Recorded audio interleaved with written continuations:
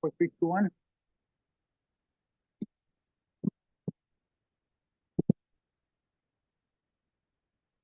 Good evening. It's 5:30 p.m. and a beautiful sunny day in Gates Mills. Chilly as it may be, it's beautiful outside, and we welcome you to our council meeting at 5:30. We are going to proceed. Our law director is held up in traffic, so we'll proceed without him, and if need be, we'll catch him up. The first order of business is the roll call. Beth? Eton, Here. Broom, Yes. Deacon. Yes. Press. Steinbrink, Yes. Turner. Yes. Welsh. Yes. Good to see you, Mr. Welsh. Thank you. Yeah, absolutely.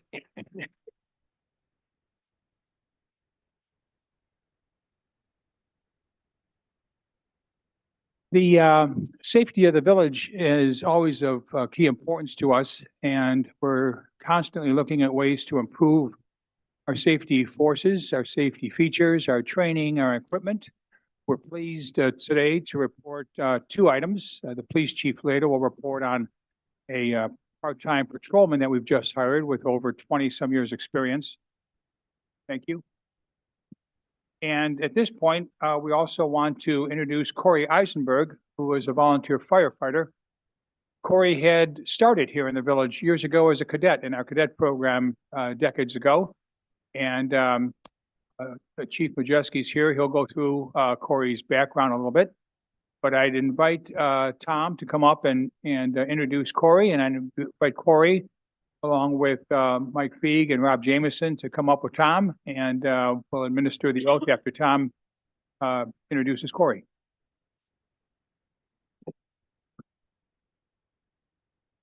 Thank you. We're glad to see that Corey's back after a long hiatus. Corey originally started here as a cadet explorer through the Boy Scouts of America.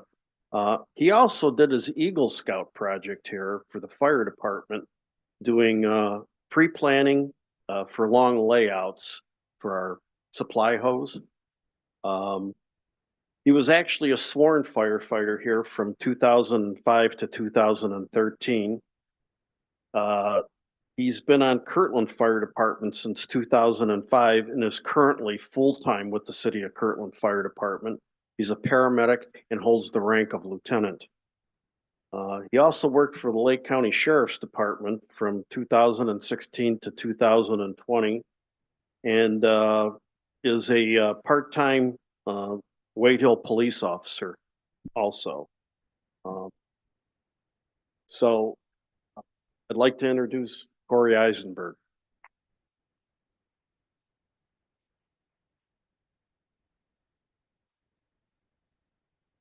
This is where any of Corey's friends with the camera would want to have a photo op. It's now, okay?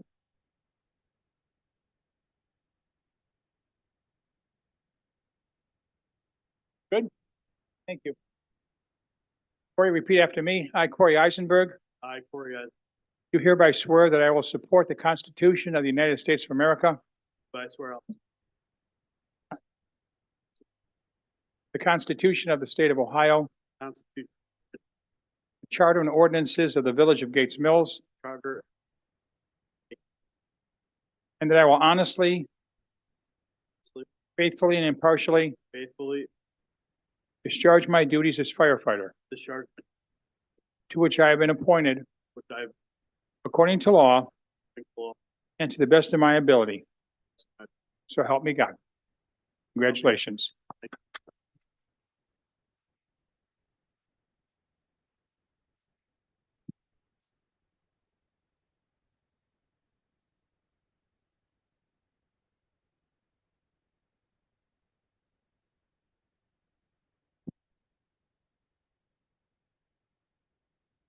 I should have also asked any of the other firefighters in the back row, can you just stand up for a second so council can see you? We appreciate what you guys do. January.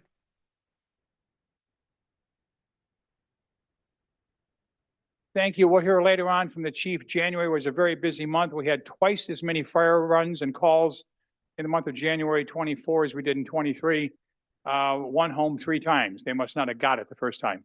So thank you for all the work I think there was 30-some calls in 31 days, so thank you.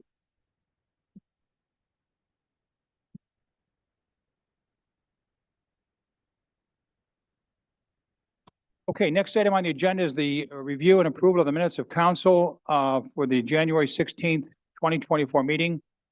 Those minutes were sent to you in advance. Beth, were there any questions, comments, or open items? To approve. I have one. Page 6, the third paragraph from the bottom. My understanding was that we approved pro tem for 1 year unless it was changed by council in advance of that 1 year. We can't say it's permanent because that will be contravening the charter. I'm going by memory, and I thought that law director had said when do vote for the president pro tem, it would be permanent unless council were to vote again. Am I wrong? Yes. Okay. And I think my motion was for 1 year. That's what the charter said. Yeah. Okay, so the suggestion, if it's all right, is to drop the word permanent. David, would that take care of the, Unless changed by council. We agreed that there might be a reason to consider changing during Sure. the course of that year. Well, that wasn't what my motion was. That's what we. So discussed. councils can certainly do that, but that's If you put those minutes, extemporaneous. that would be great, because that was set. if we drop the word permanent, is that agreeable to everyone? David? Yep. Thank you. Move to approve as amended? Any other comments? Okay, thank you. Roll call. Eton, Yes. Broom, Yes. Deacon. Yes. Press, Steinbrink. Yes. Turner, Welch. Yes. Thank you all. Next item on the agenda is the appointment of treasurer to fill the unexpired term ending 12/31/25. The village charter in section 4-4 addresses filling the vacancy of the treasurer that caused by my election as mayor. And the charter calls for the appointment of the person to be appointed by the mayor, confirmed by council. I'm pleased to share with you that Dixon Morgan has accepted my offer to become the treasurer of the village of Gates Mills. Dixon has over 40 years' experience in the financial markets, including a number of years working with municipalities and fixed income securities. His skill will be particularly helpful to the village as we look to take advantage of higher interest rates and locking in returns with longer maturities.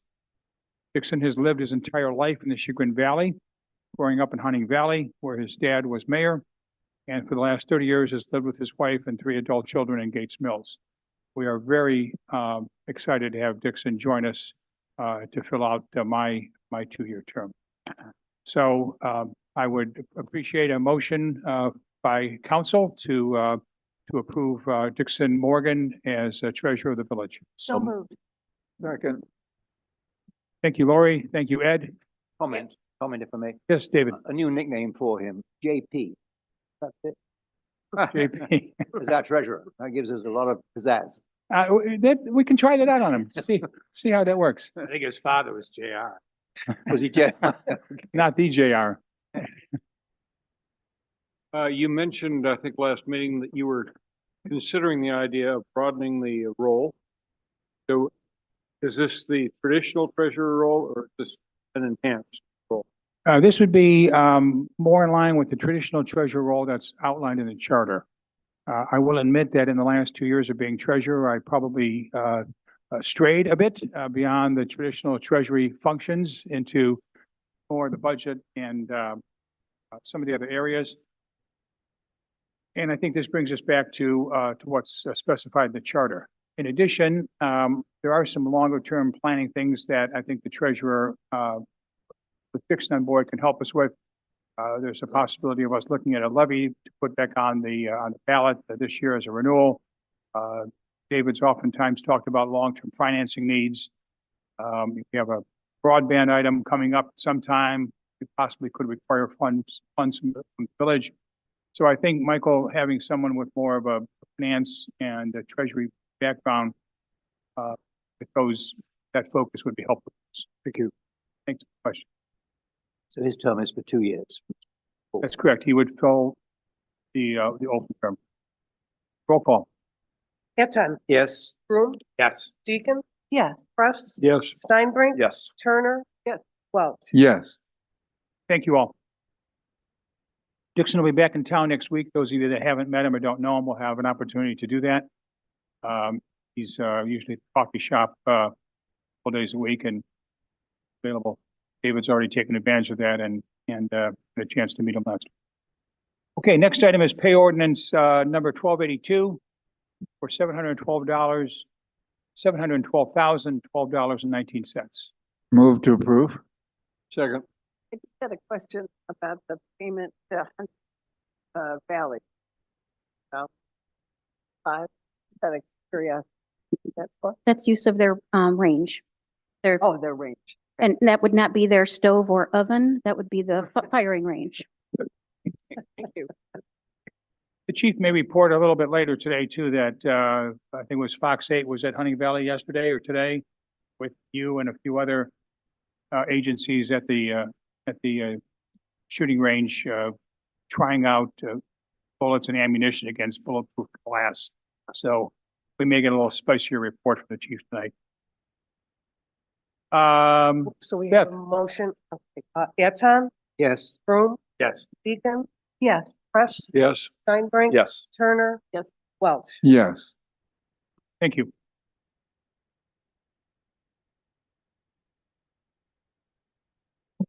The next item on the agenda is a first reading for ordinance 24-2. This is an ordinance enacting a new section of the code to describe the duties of the president pro tem of council. You'll recall at the last meeting that there was discussion on that I brought up on what the duties, responsibilities, and scope were.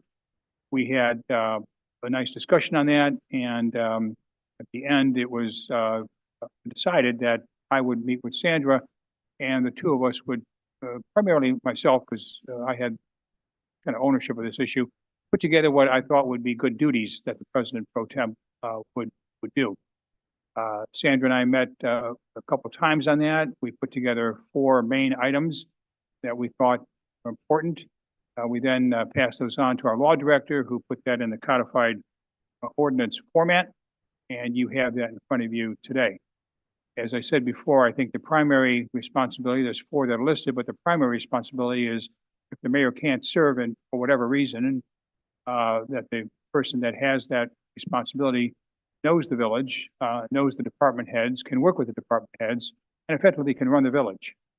It's not a matter just of longevity or wisdom or age. It's a matter of, finding someone that knows the village well and can work with the departments and administer the village until a full-time mayor is back or a new mayor is selected.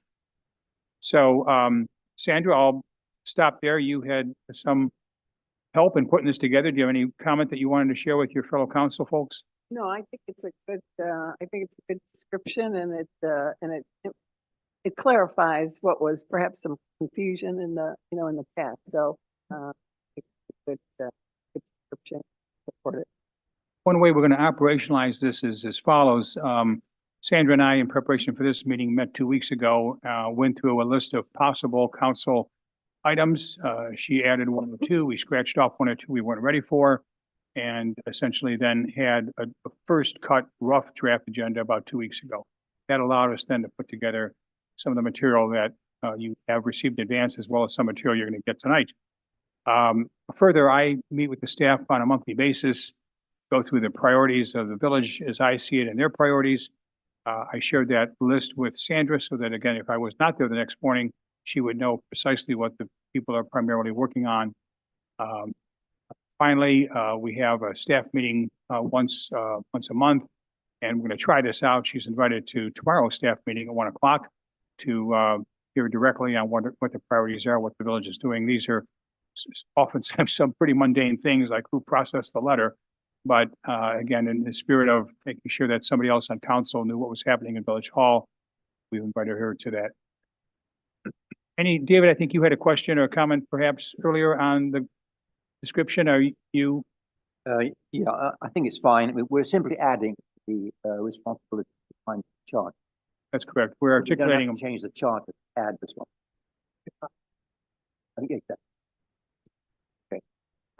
The other thing, in item C, at the very bottom of, I don't know how the pro tem can get collective opinions from a council without having a council. Or putting it around, how would she do that with respect to the sunshine? Well, I think she would, Cannot have meeting. That's what. Series. Um, so. Seems to me.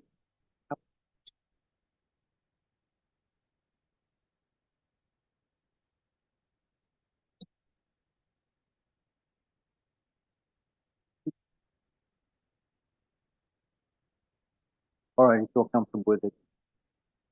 The collective word bothered me a little. She can obviously collect individual, so how she does collect.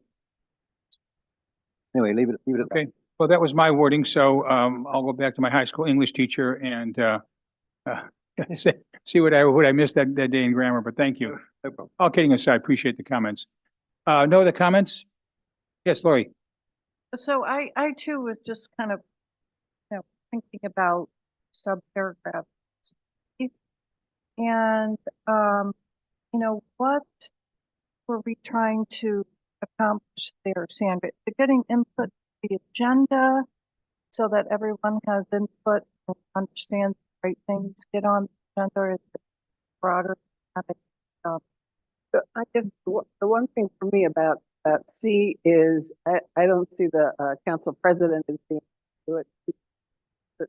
But it still has the opportunity to speak with the mayor directly, and so I wouldn't want anything to be misconstrued this way. However, there are going to be occasions I would imagine where there are differences of again a need for the council collectively to have an opinion about a matter, or maybe there's a division on council and there's 2 or 3 different opinions, and I would imagine that one of the roles of the within this, one of the roles of the council president here, those with those opinions. So that's kind of how I envision.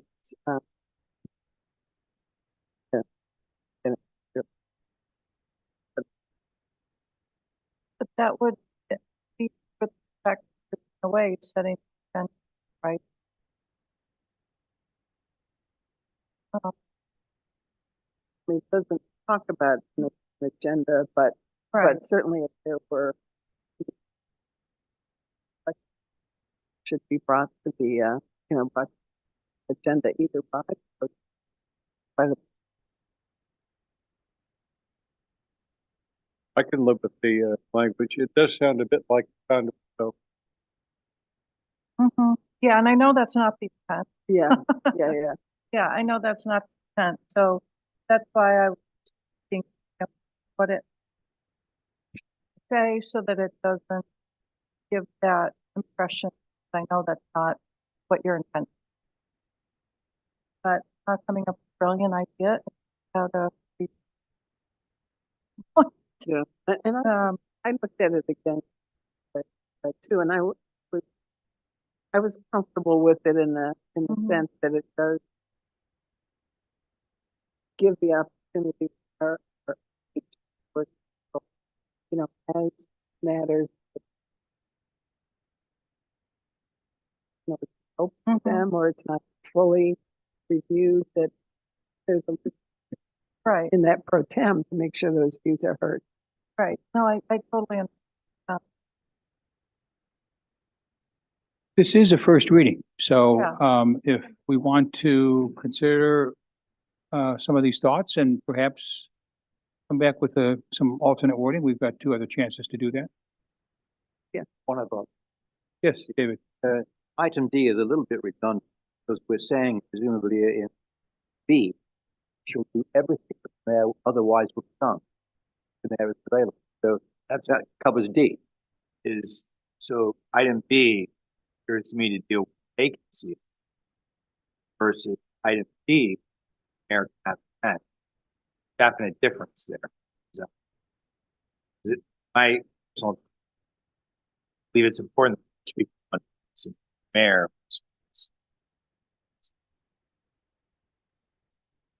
We want to run a foul where we have two voices. Dude, that's the only difference between a vacancy, mayor. How about putting the word absence in a B rather than vacancy? Absence of. Well, Whatever. That's just my observation. That's all. yeah. I mean, vacancy. Offices.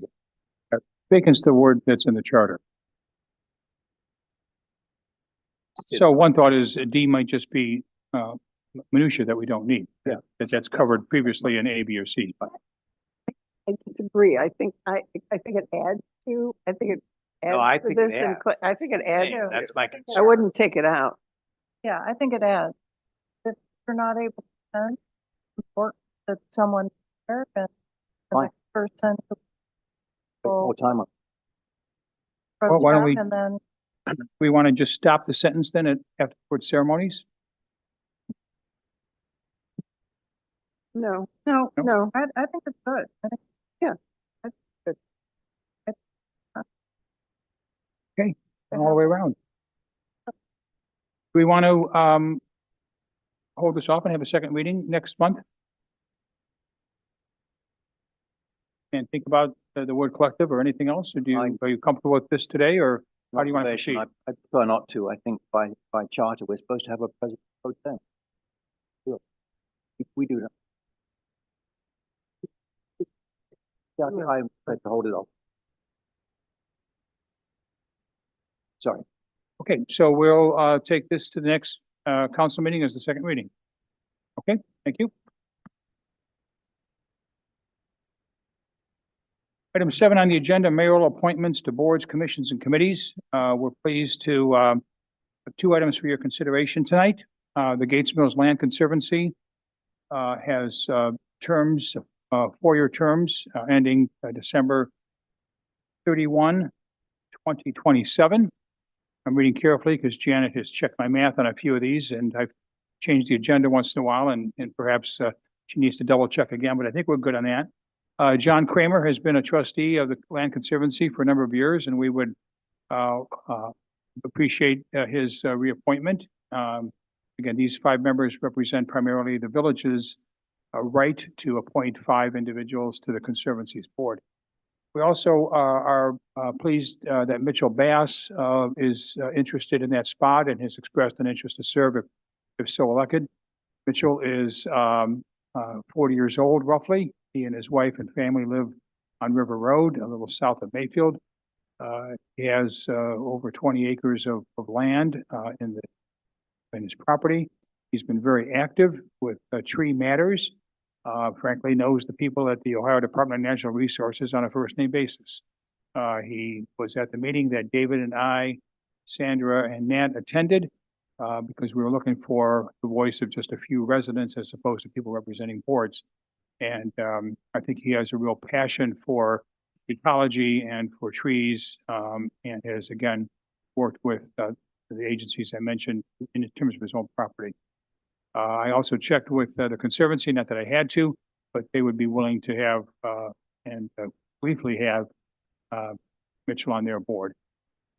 So with that, I'm making that appointment and would ask for a motion to approve the appointments of John Kramer and Mitchell Bass. I would like to approve John Kramer, Mitchell Bass as mayoral appointee of the Gates Mills Land Conservancy board. Second.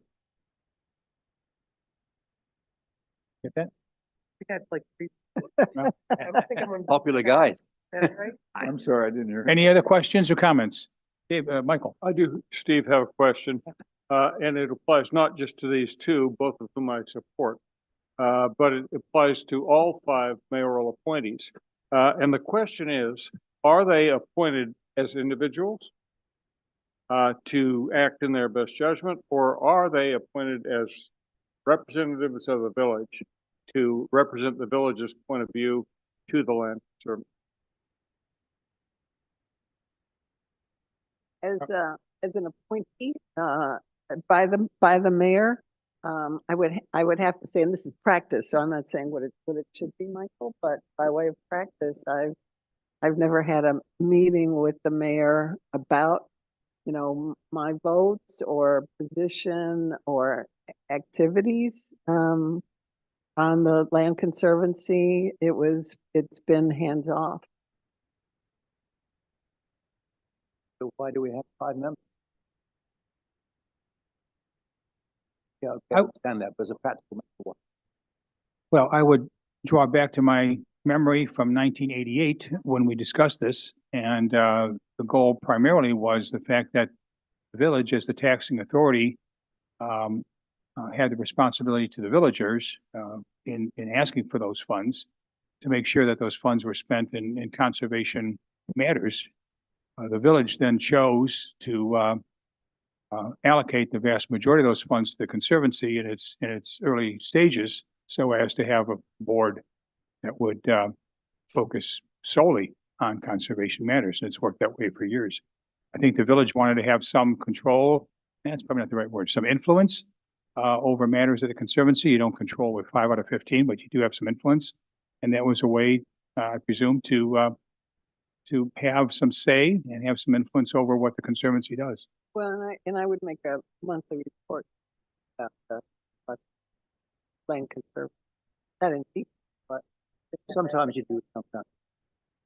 We've gotten better at that. The goal was, again, 2 years ago when we started this, was that we'd have semi-annual reports from the conservancy to the council, and they've done that, and they're available. So I think if that wasn't in place, it's now in place.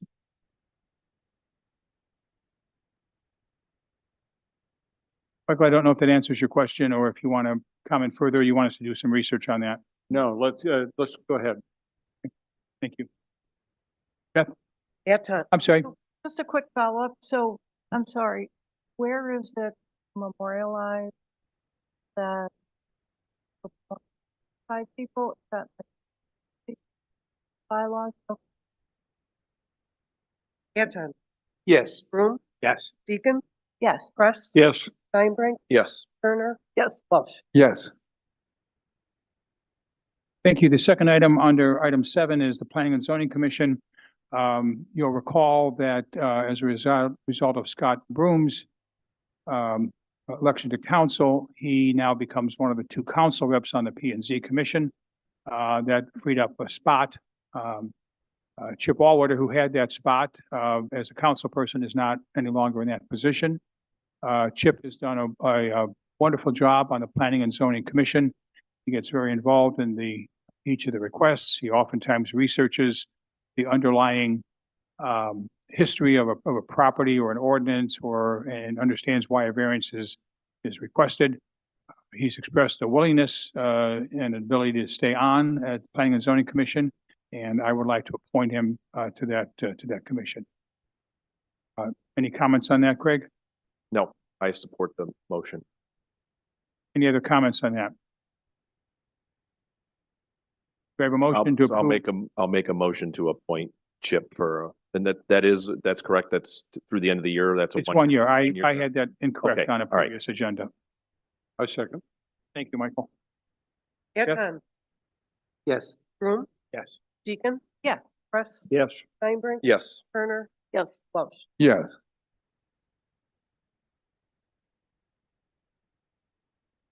Okay, the mayor's report. We'll probably see going forward a few more details, as you see here, to stimulate some conversation and to make sure that we're prepared for these things as we meet with you all. There are 4 things I wanted to mention today in our mayor's report. One is the tennis and pickleball court update.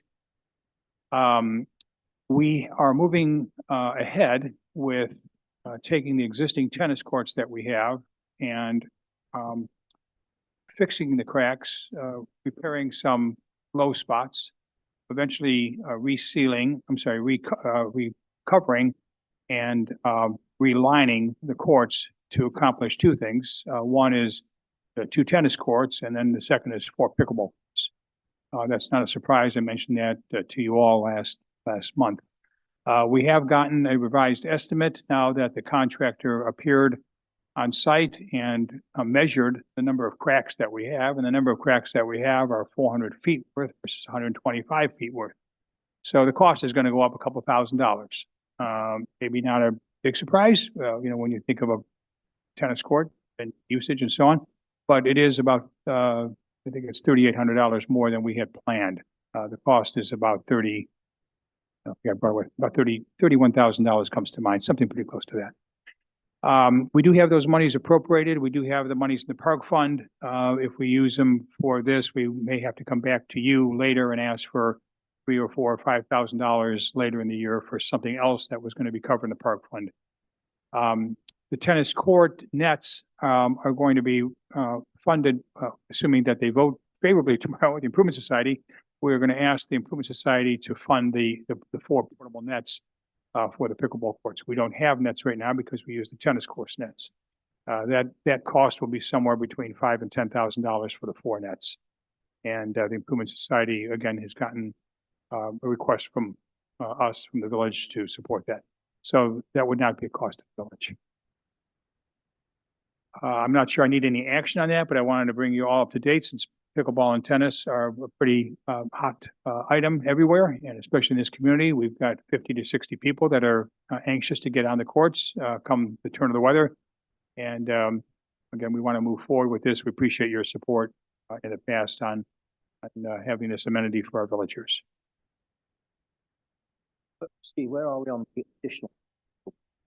So with that, we're going to do nothing this year other than look at the usage that we have on the existing courts. I just thought the expenditure of a 6-figure number for 4 additional new courts was not something that we had enough data to support at this point. It may very well be that the demand is there, but we would essentially go from that to 8 courts, and I don't know that we need 8 courts. We may. If we do, then we'll come back to you.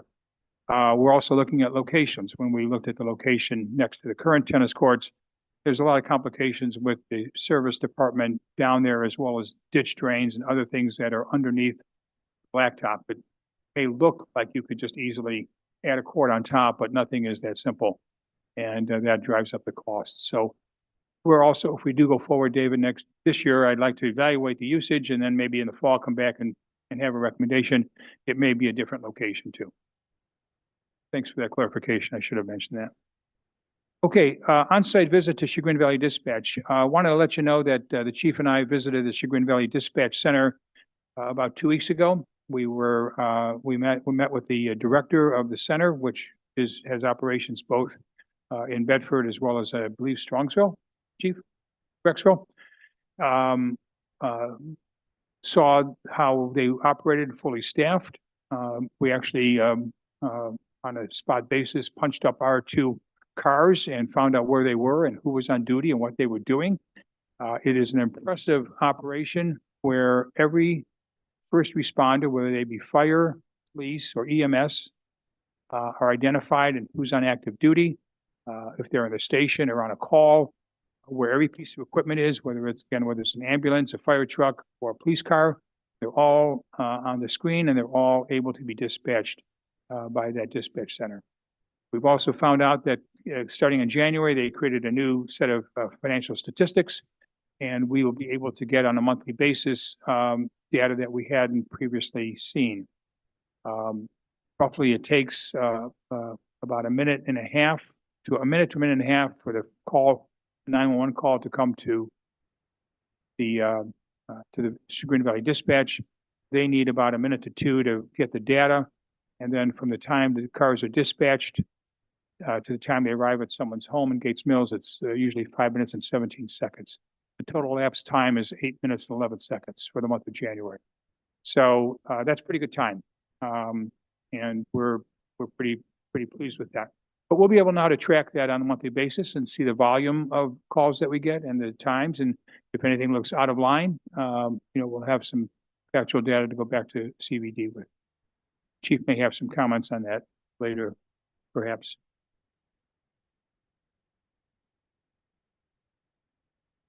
By the way, if anyone wants to visit that at some time this summer, we can arrange that. They were very open to having visitors, prearranged, of course. I mean, you're literally there standing while they're taking calls. So this is not a field trip, so to speak, with a gallery. You're kind of in you're in the op center. But let the Chief Ryan know, and perhaps we can put this together in the summer if there's an interest. Workshops for council members to discuss the comprehensive plan. So, here's where we're at with this. First of all, thank you for those that responded to my request for dates to have the workshop. No dates that were offered met everyone's availability. So that will require us to move this out a little bit to get everyone there. At the last meeting, we agreed that we would kind of focus on a few key issues and discuss those in a workshop environment. These are areas that council would want to discuss. We would thereby be leveraging the work that was done by hundreds of citizens and residents and committees, both in the advisory group and the various meetings and town halls. We would not be critiquing the report or going through it, looking for approval or disapproval or wordsmithing it. The report is a guide. And as the report says right on page 1, it's meant to articulate the vision and provide the goals and objectives that could serve the village as a guide going forward. One way to proceed on council doing something with the report, because when we did get it, we received it and received it. We never took action to accept it or to comment on it, except individually at times.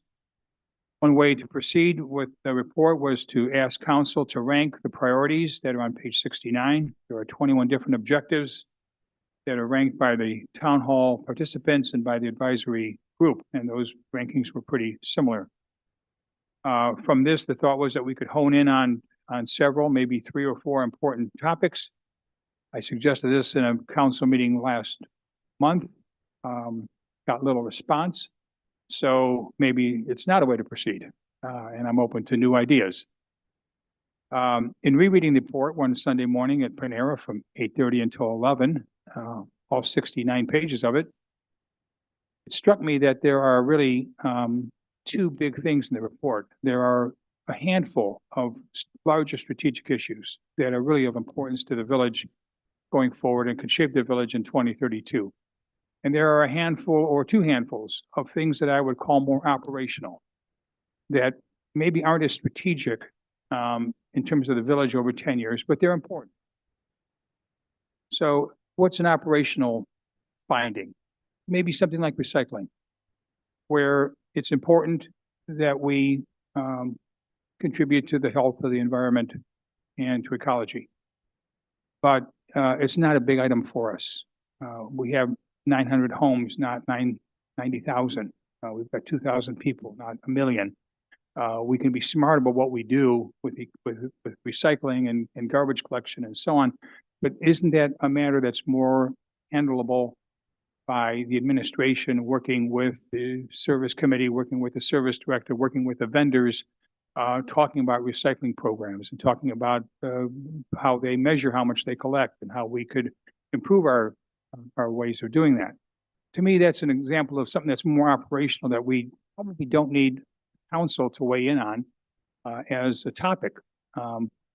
They can comment and they should comment, but that would be handled more on a daily basis through the operations and managing the business of the village.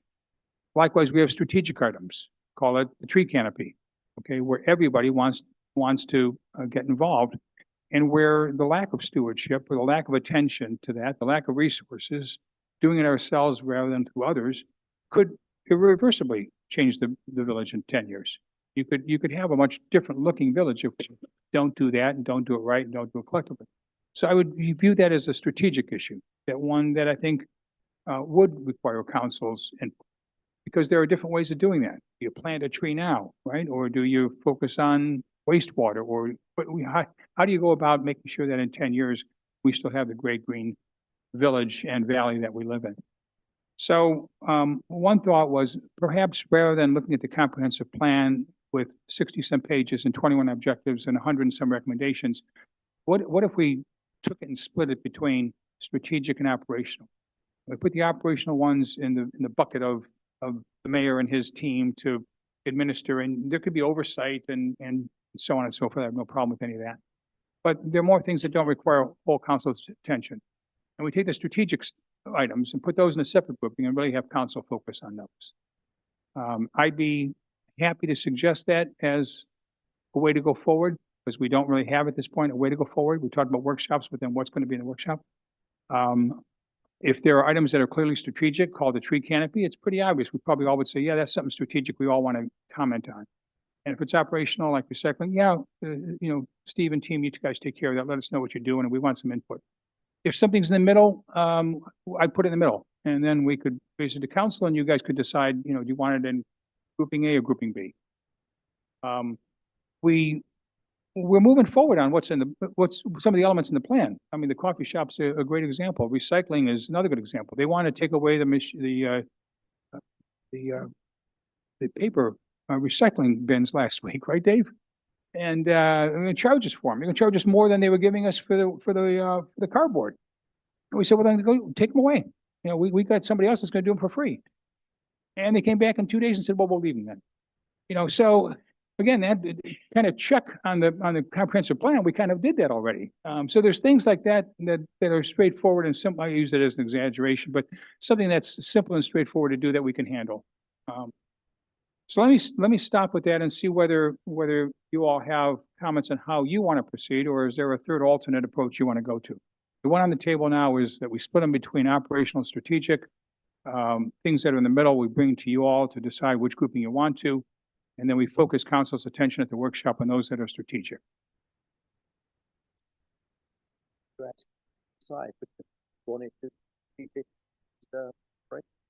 If you want to send me that data, that'd be fine.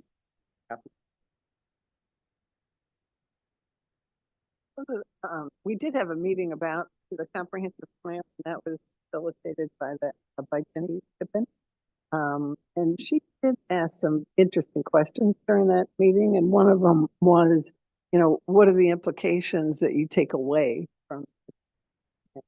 And I know there were some notes. They were listed on the flip chart, and I'm sure that they were a little complicated to sort through. But if they are available, that might be of some help to us too at our meeting to see what we did say about the implications that we drew from and anything else that we discussed. Because we did talk about priorities, but again, I don't remember, and I don't have really good notes about it because I was more engaged. But discussion. Thank you. We'll look into seeing if she has notes. So you want each of us to input to you, strategic versus operational? That would be really helpful.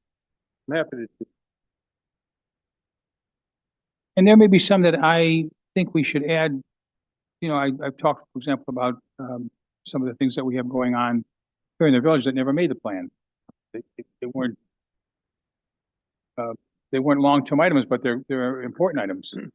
The issues that we have with safety, the staffing of the all on-call fire department, capital expenditures that we'll need in some ways, broadband, now that we have a better feel for what broadband is versus just a comment in the plan that says do more. So we've got some things that I think we can add to the strategic part that, Michael, that may be village important, that may not just be coming out of the plan. So if you all could get me your list of strategic versus operational using the 21 objectives on page 60 something, that would be great. Steve, I like that approach, and there are things I'm looking at the list that are on here that are part of what we do, what you and departments do in the village.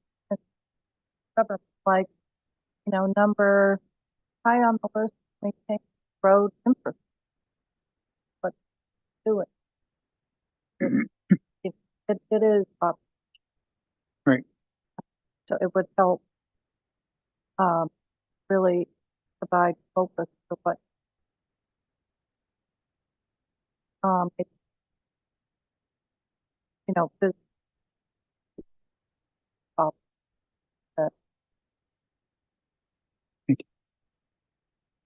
When do you want it? Whenever, it'd be nice, maybe in a week. You can just take the 21 that are on there and comment if you want to comment, or just put strategic, operational, or any comments you want to have. I'll compile them and we'll share that back with the group before the next meeting. We'll also, I'm going to ask Jean to recirculate dates into early April to see where we can get the group together. Okay, now that we have a purpose, we have kind of a game plan, we can get a date and see if we can put this together. Thank you. Any other comments on that? Yes, David. I'm particularly excited because the workshops are going to be what I would call a workshop. And audience participation will be able to speak.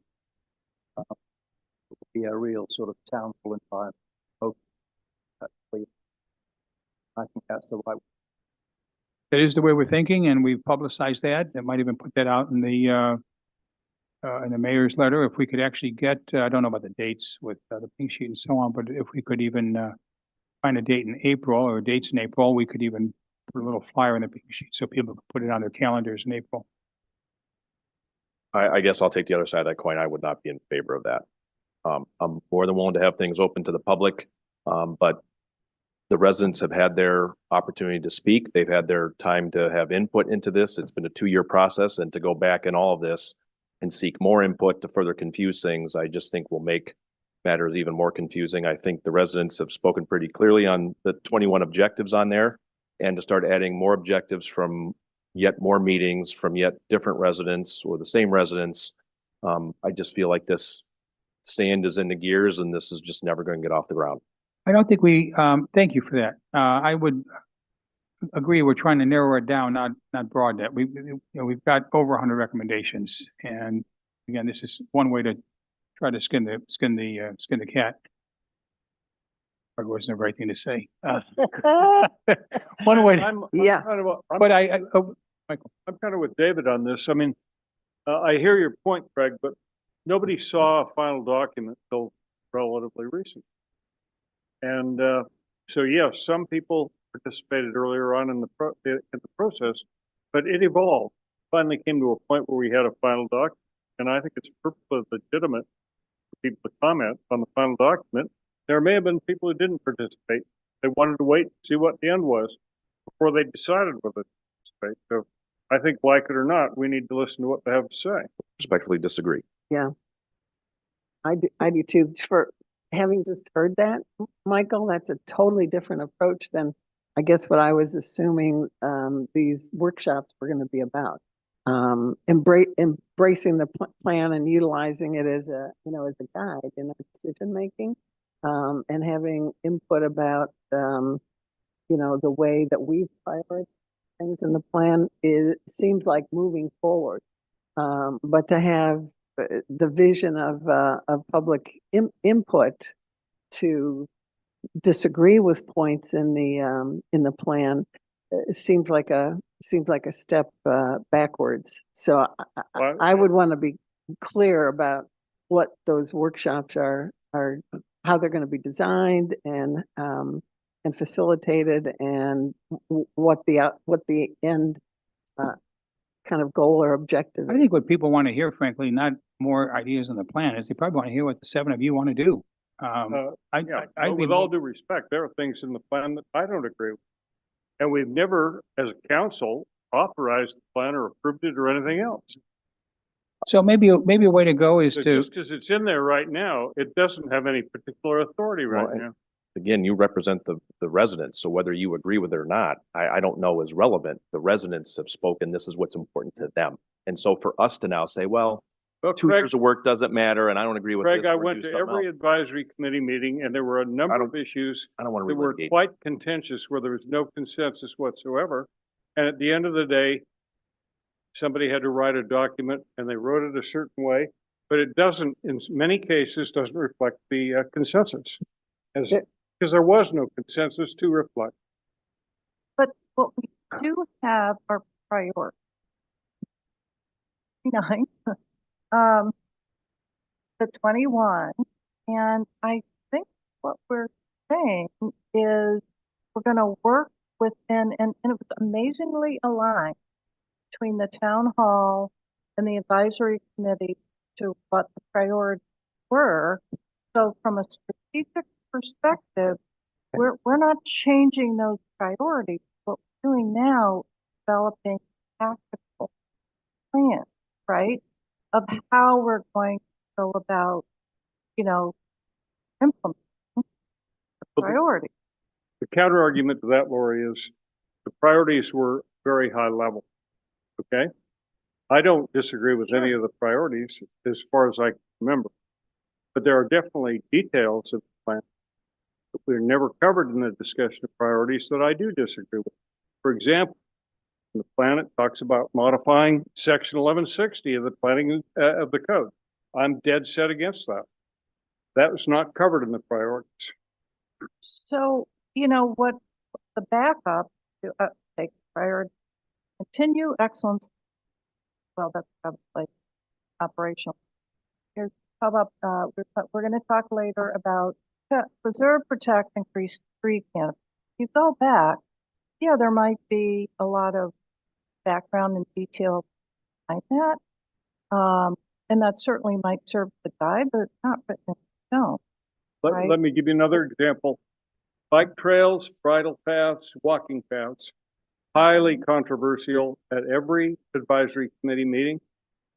So is that priority in the plan? It's Or really is it low an on the list. anti-priority?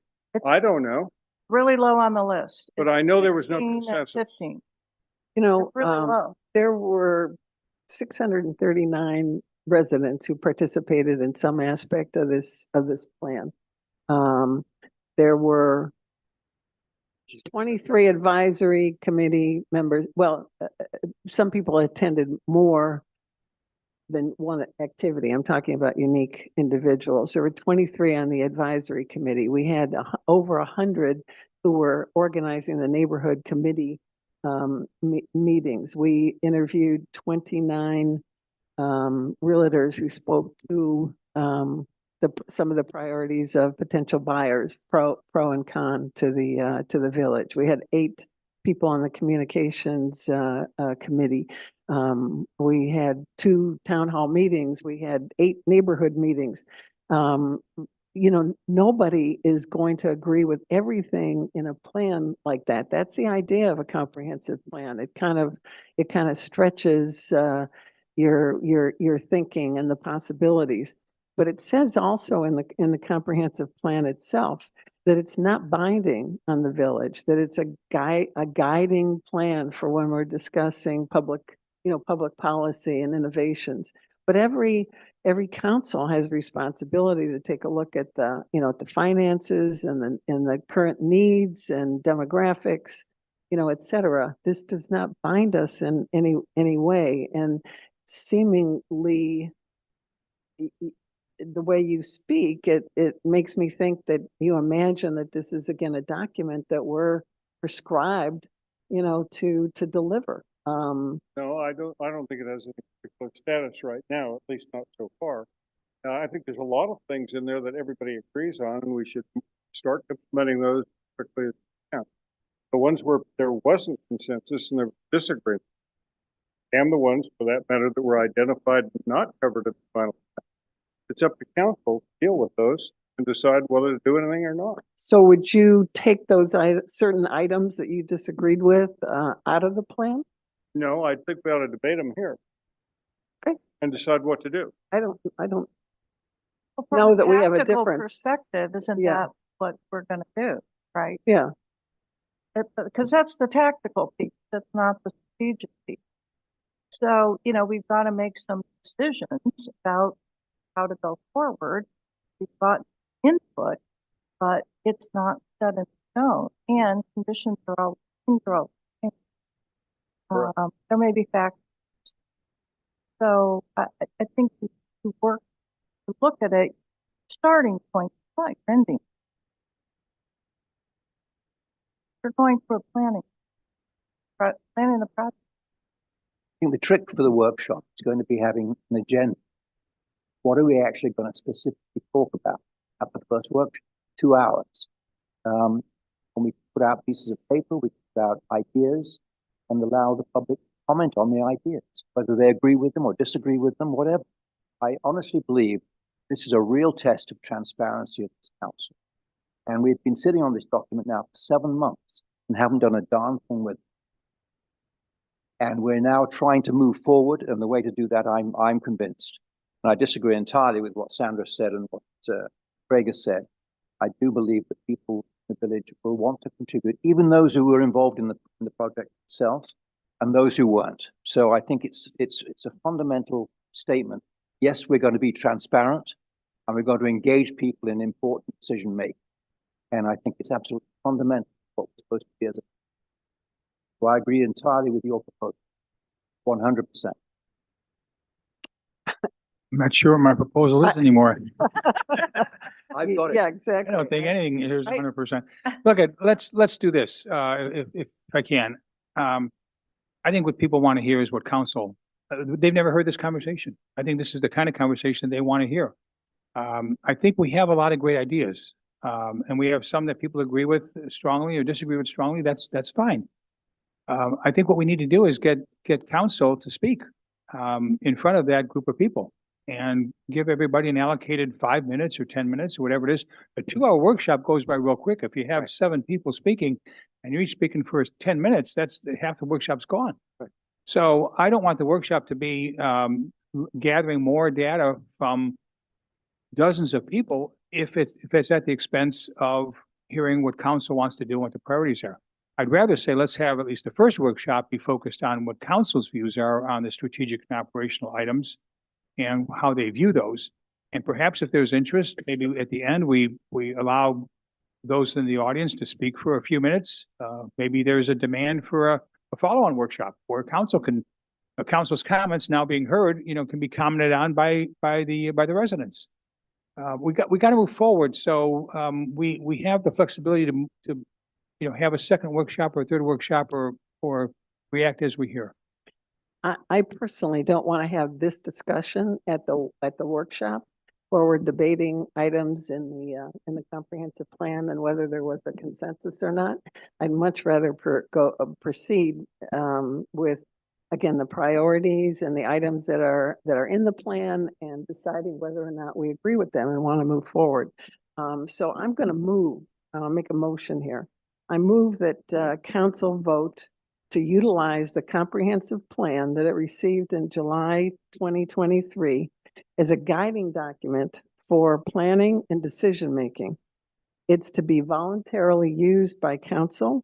It does not bind the village to any recommended actions. And as a guiding document, the comprehensive plan does not in itself create or change any laws that govern the use of property. That's the purview of the officials of the village. Most importantly, as circumstances in the village change over time, village officials bear the responsibility for weighing the comprehensive plan against current financial considerations, environmental conditions, safety, and other necessary amenities and services. Is that all Is there a the motion? second? Could you repeat? Absolutely. Here, read it. That's a mouthful, Sandra. Can we have that as first reading? Seriously, I'm is saying- that the motion? Yes, That ma'am. entire What document? I'm saying is Okay. that we utilize the plan as it was intended, as a guide. It's not, it doesn't constrain or bind the council, but that's a document that we're going to work off of in our workshops. There may be parts of it that we decide are priorities and other parts that we disagree or don't feel like the timing is right for it. But for me, it removes a discussion about, I don't want to discuss this item because there wasn't a consensus when it was developed. I don't think that benefits any of us. This was a 2-year project and trying to change it, edit it, and 2 workshops is just really unreasonable. Who said two? I thought there could be several. 10, 12, 100, I don't Okay, know. whatever. Okay, There's a motion, is there so a second? we have a motion. You'll give that to Janice so that we have it, because I don't think her shorthand could be that quick. Maybe. No, and I'll second that motion. This is a plan 2032. It's 8 years from today, and who knows what the makeup of council looks like 8 years from today. And I think the key word, and Sandra, what you were just saying, is it's a guide. And it's not tying the hands of this council, future members of council, who knows what the village looks like in 6 years. And so I know there was some discussion September, October last year about whether it should be formally accepted or rejected, and pros and cons of either of those. But I think having this as a guide for current and future administrations is the right approach to doing this. So I second the motion. Okay, so we have a motion and a second, and we're going to have some discussion. But before I ask for a vote, we're going to reread the motion because it was long. and we'll make sure we understand. Any other comments on the motion? Does it eliminate workshop? Or does it eliminate people coming to workshop? Absolutely saying- not, Not at all, not in my view. not at all. So what's the disagreement? Just saying we want to have a workshop, but they comments if they so do. But where are we disagreeing? David, I understand your comments. My point in all of this is that the comprehensive plan that was done, 2 years worth of work. I mean, this goes back to the time you and I were on the committee in 2019 to choose who the consultant was going to be, is that this is being used as a guide, the existing plan, what's in there, the 21 objectives, and that we're fine to discuss other objectives, but at the end of the day, this is what was presented, and it represents the work, thousands of hours of work. And so what my concern is that, as I said before, well, that's fine. Residents wanted that, but we know better and we're going to do something different. And I think the residents have clearly spoken. You read through the top 5 in there, and I'd be hard pressed to find anybody that would disagree with any of those and think it should be something different. So there should always be discussion and conversations around this. But what I don't think is helpful is to have a comprehensive plan 2.0. And now we have more public input, more town halls, more workshops. And now all of a sudden the 21 objectives have become 37 and 10 have dropped off, and we've added 15 new ones. And again, there's just sand in the gears and we can't seem to get the plane off the ground. Okay, anyone that hasn't yet commented on the motion wants to comment?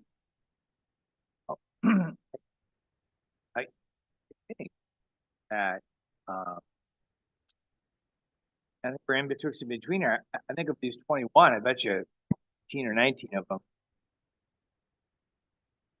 Procedural, operational bin. Down to 3. I agree. Maybe 2, maybe 1. So.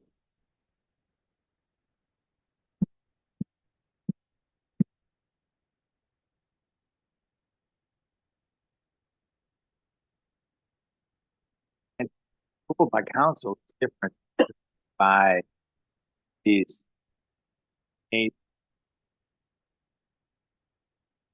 There's different. Mike said about status of the court, council adopts it. Even if we adopted on regulatory document.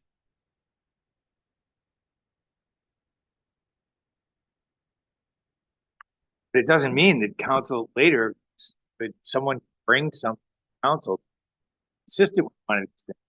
We're free to shoot it down, free to say no.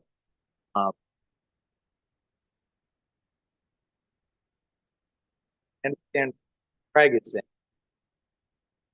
Craig is saying, spend enough time with something.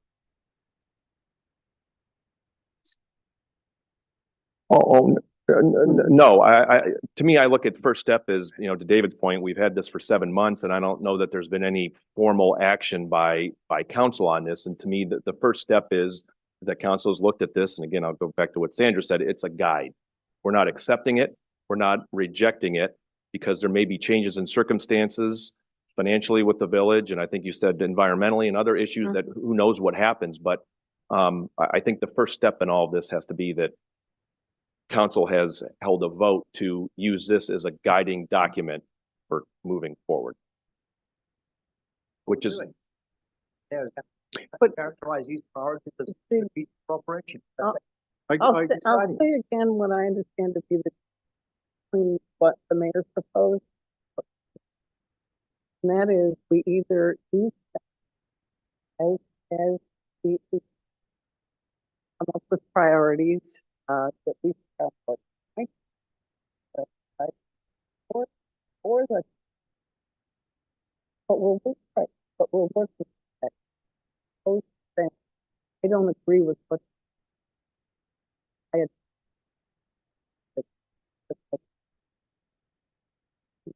To me, that's where apples.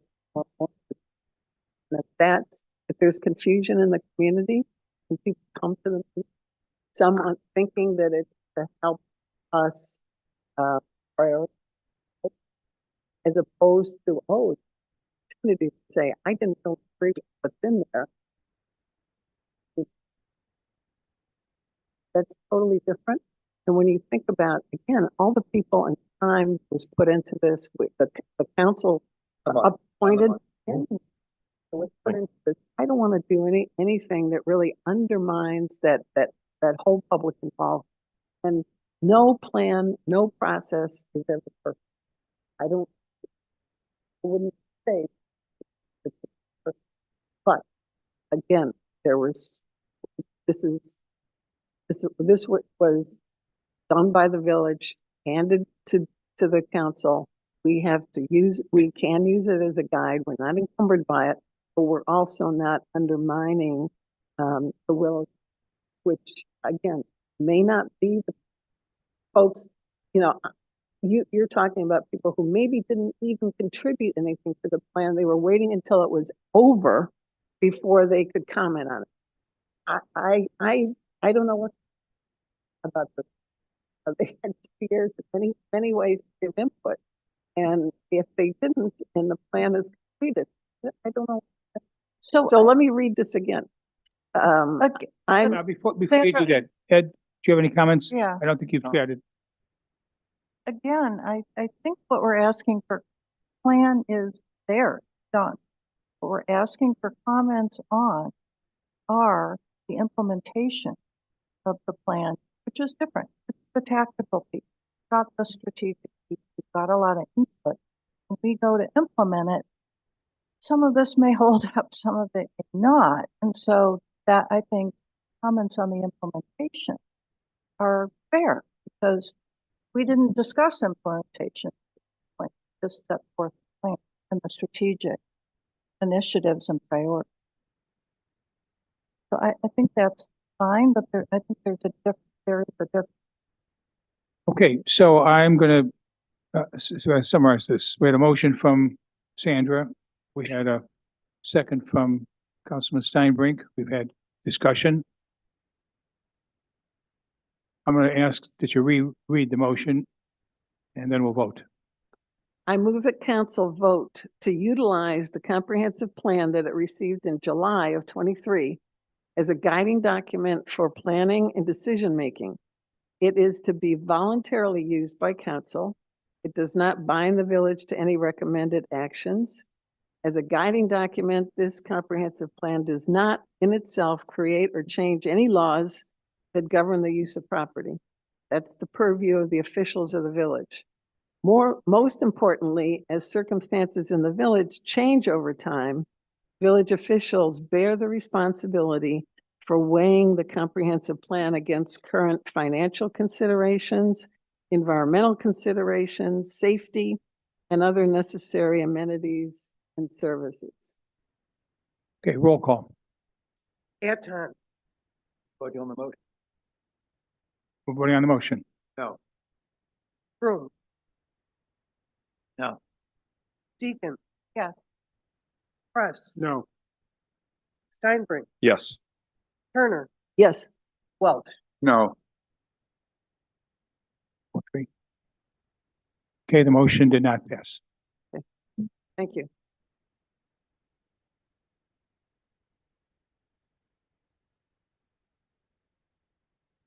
Next item on the agenda, item 8D is comments on the tree plan. We've spent a good amount of time the last month meeting internally and with some outside representatives. I asked David and Sandra to join me, along with meeting with Nat Smith of the Conservancy, Mitch Bass, who we've just introduced to you, as well as two representatives from the Ohio Department of Natural Resources. The purpose was to explain to them that we would like to have a tree plan eventually that covers the entire village. That treats all trees essentially as equal, whether they happen to be owned by land owned by the village or by the Conservancy or owned by the metro parks or owned by individual citizens. And the majority of the land, I think, as you all know, is owned by individual citizens. It's important to get the citizens educated on what tree conservation means and who's going to do that before you can plant a tree. There's a lot of desire to do things and easy to get a shovel and put a tree in the ground. But you first need to understand what land you have, what invasives exist that need to be removed, handle diseased and dead trees, whether they should be removed or somehow cured, prepare the land, etc. And that's just one piece of it. There's the ordinances, the hillside ordinances, the riparian setback ordinances, other ordinances that talk about the health of the environment. So we had a very good conversation. I thank David and Sandra for participating. I thank Nat for joining us as well.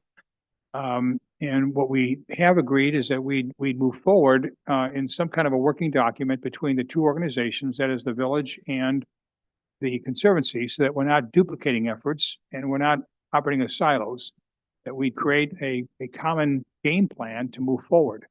And that would involve use of both of our boards and both of our resources, would involve approaching the ODNR as well as other Holden Arboretum and other institutions that are heavily invested in the tree canopy as a generic phrase, and that we would do this together this year. So I also talked to Ted Zalewski, who's on our staff. Ted is an arborist. He's actually a certified arborist, and his certifications are current. He would be interested, with Dave Bigert's approval, in some way helping the village residents be educated on what healthy trees mean, and helping inform and educate our village on what a tree plan might be. He also dropped off in my office the other day just some pamphlets that are available from the International Society of Arborologists. And so this is something that I think when you go back to the strategic plan, the comprehensive plan, whatever we want to, wherever it ends up, is something that we can all get behind and all work on. We need to find a way to work together with the Conservancy first and our residents and not compete with each other for talent or resources or time or first dibs. Eventually, I'd like to work the metro parks into this because they have a substantial amount of acreage that lives in Gates Mills, and I understand they're doing some things with the arbor side.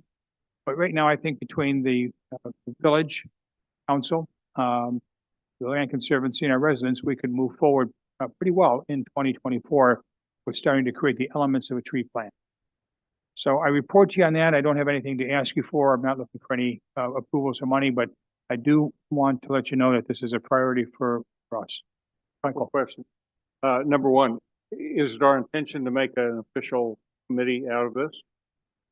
I would like to have some kind of a committee that's like natural and scenic resources, something that includes the tree canopy, but also includes things that we do with the Chagrin River watershed and other kinds of partners.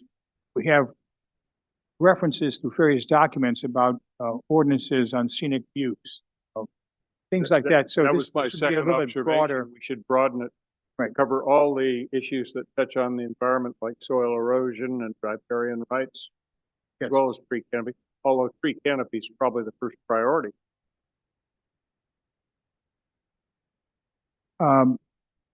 Sandra or David, you have any comments you want to add to that or? Notes? I'm curious what this discussed.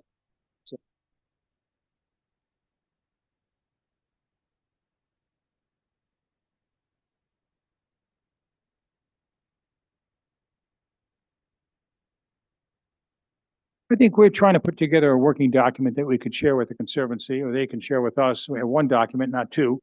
They took the first crack in January. I've commented on that.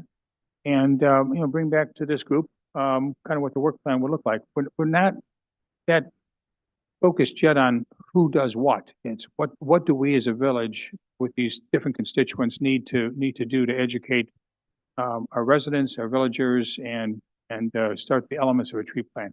Interestingly, things like Arbor Day and checking on our regulations to see if they're proper. ODNR has two individuals who are available to us. One would handle larger lots. The other handles essentially tree lawns. And though we don't have a lot of tree lawns here, we do we are okay to be counseled by the tree lawn department, because we essentially do have the things that they're interested in. I thought it was pretty constructive, and I think it's actually a good way for us to work together with the Conservancy to have a joint plan. And ODNR seem to have ideas about grants too, funding, and for private residents and, and Right. to village and perhaps profit organizations too. So that was. So more to come on that. Any other questions on that or not? Beautiful. Okay, let's move on. Clerk's report, Beth. Just a couple things. You had mentioned, recycling bins are gonna be taken away and they changed their mind. I don't know if anybody else noticed, but at the post office, they no longer have trash cans that say recycle. And I asked Danny why, and I guess they have a new custodian and the post office doesn't really want to be involved in recycling. So you need to take your stuff home. If you want to recycle your stuff at the post office. Well, they're not doing it right. Dave, any comments? I could talk about Thank you.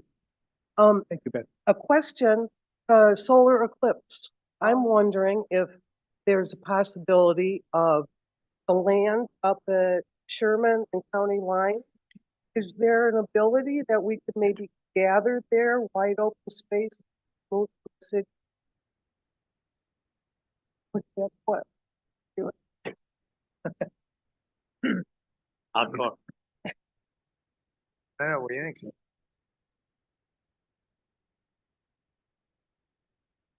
Oh, whether the road.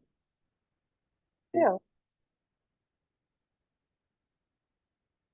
Just, I planted to see. Talk with the board. Why don't the two of you take that back to your board and see whether that would be something you've talked about, or we could Good idea. talk about doing. Great idea. It's in April, right? April 8th. April 8th. Yeah. Okay.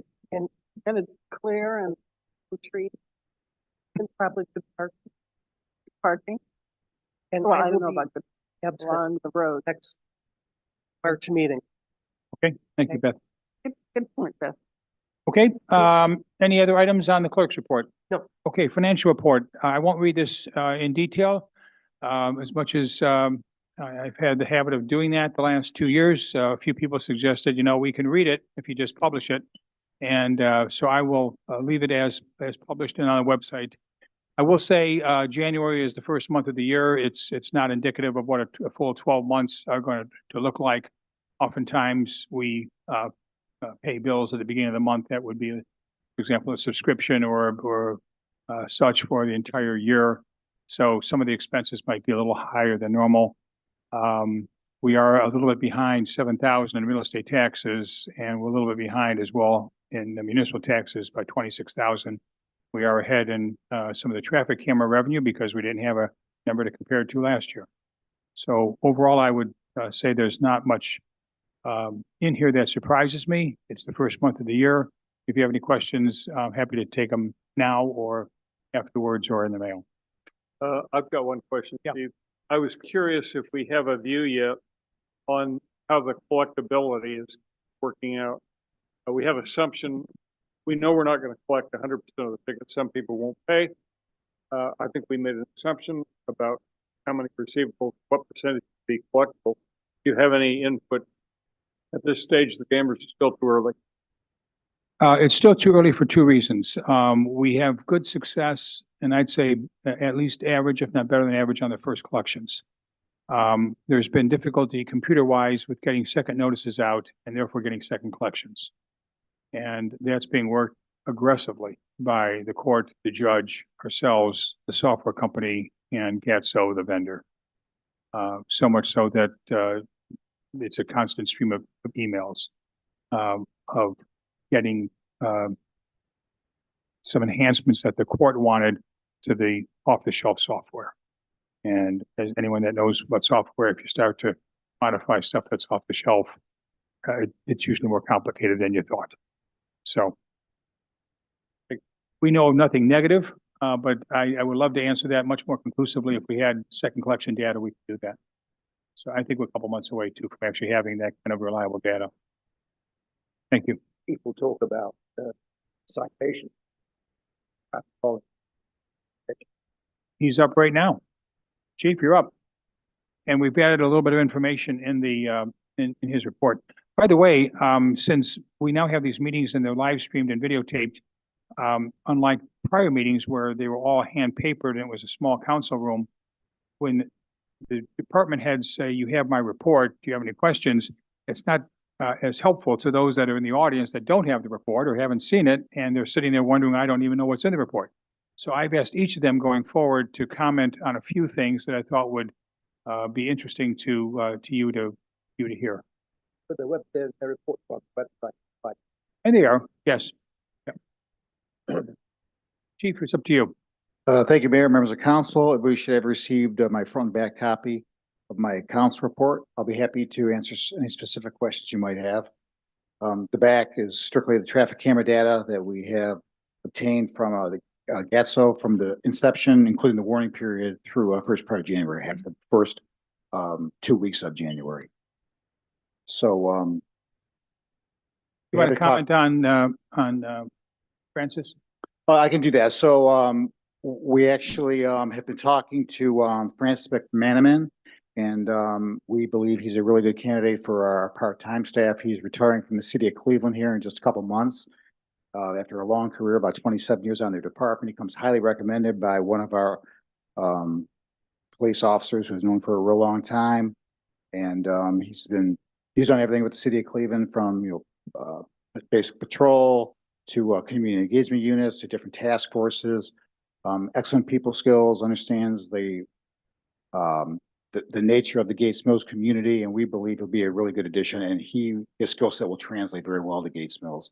So we're looking to bring him on officially in a part-time capacity to help us fill some of the elected time off shifts that officers put in for various shifts, compensatory time, sick time, vacation time, injury leave, so part-time officers are hard to come by, especially good ones. And we're optimistic he'll work out very well. We're moving forward with him as we speak. Mayor's had some meetings with him as well. We've had some discussions, and I think we feel pretty good about him. What I also liked was the fact that in his last tour of duty with the Cleveland Police, he's still there active for another 2 months, I think.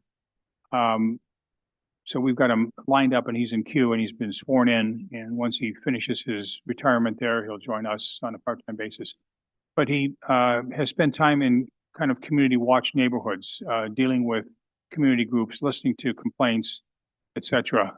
So in addition to being an adequate patrolman behind the wheel, if you will, around the beat, he's also has the sensitivity of dealing with neighborhood complaints and neighborhood matters. And I think in our village, while we don't have a lot of neighborhood complaints, we have a lot of active villagers that have comments.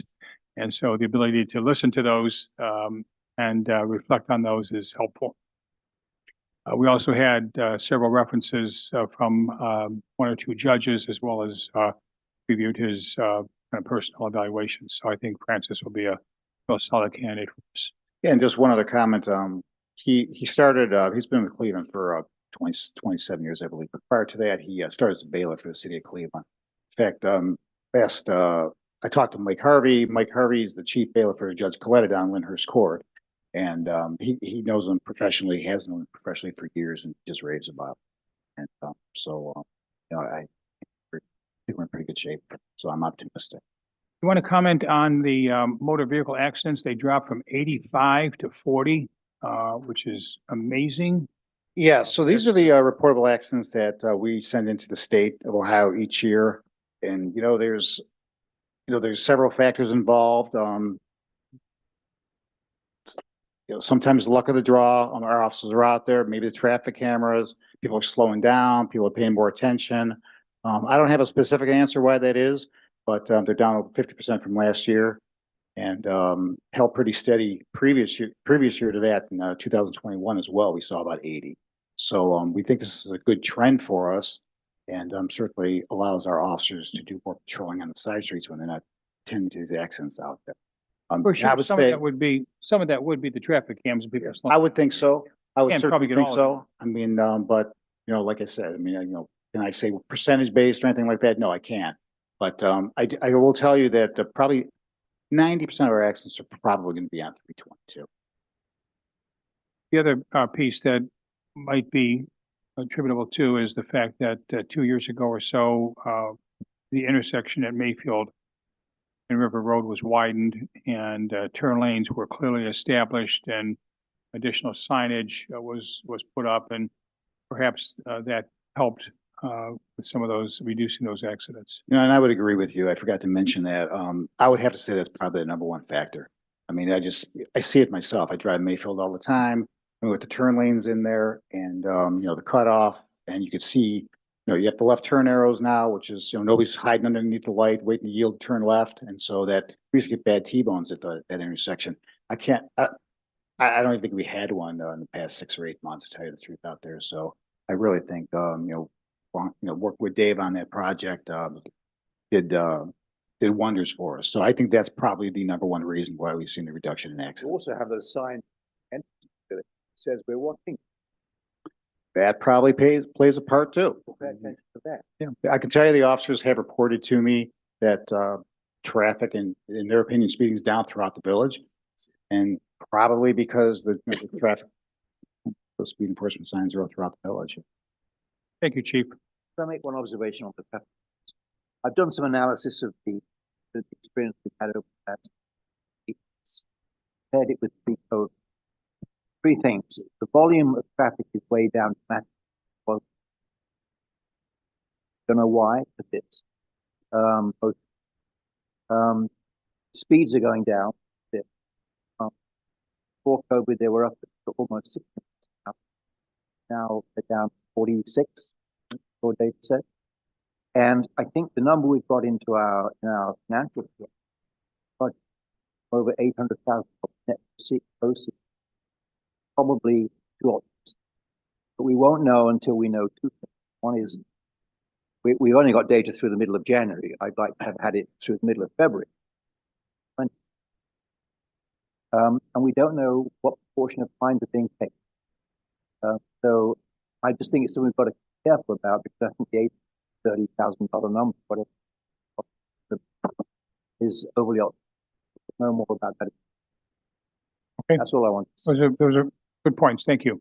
Just a quick comment during the warning period, almost 17,000 citations in 3 months. Speeds 61 miles an hour or greater. December, that number's 1,500. From 17,000 to 1,500.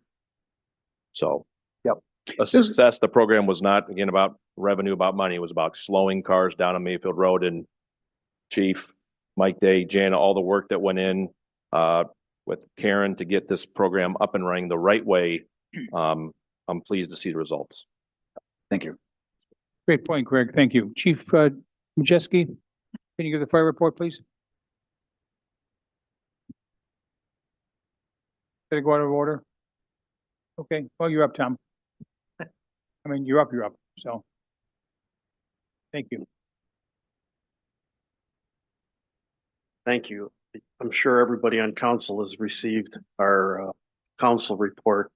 I would like to point out that at the very bottom of that, we now have a list of the amount of canceled EMS calls. We get a small portion, charged to the village, and not a full call. And we thought, last year, I think we had a total of 9 of those. And, we included it in the final report for the year, but we thought it'd be nice to include that in the tracking, from month to month. Also, as far as the fire department is concerned, our mobile radio installations have all occurred now from the grants. So that's a project that's completely done. Our LED lighting upgrades to our vehicles has commenced, and we're about 50% done with that project. And the last thing I'd like to inform council about is through the governor's office and the state fire marshal's office, they will be implementing a program to get rid of the old foam concentrate that a lot of the fire departments use for environmental reasons. We've been housing some of this stuff for as long as 10 years. So we weren't allowed to destroy it, but the state came out with a new program where we're gonna eventually turn it all over to the state. I'll try to keep the mayor and council informed as to what our progress is. Thank you. Thank you, Tom. And as I mentioned earlier, the volume was up tremendously in the month of January. So thanks again to you and your team for responding to all those calls. Question, Please. a lot of fire alarms. It looks like, normal, were those just faulty? Some of them are false alarms. Some of them are malfunction of detectors. Some are unknown causes that we have to go and check. So that all falls into the fire alarm category. Thank you. And that's not uncommon for most departments. Chief, I've got a question too. I noticed you made 3 calls to the same address on the same day. That's for correct. open burning. What's the story there? Were they not listening to you when you told them to quit? Put it out in the end, right? Yes.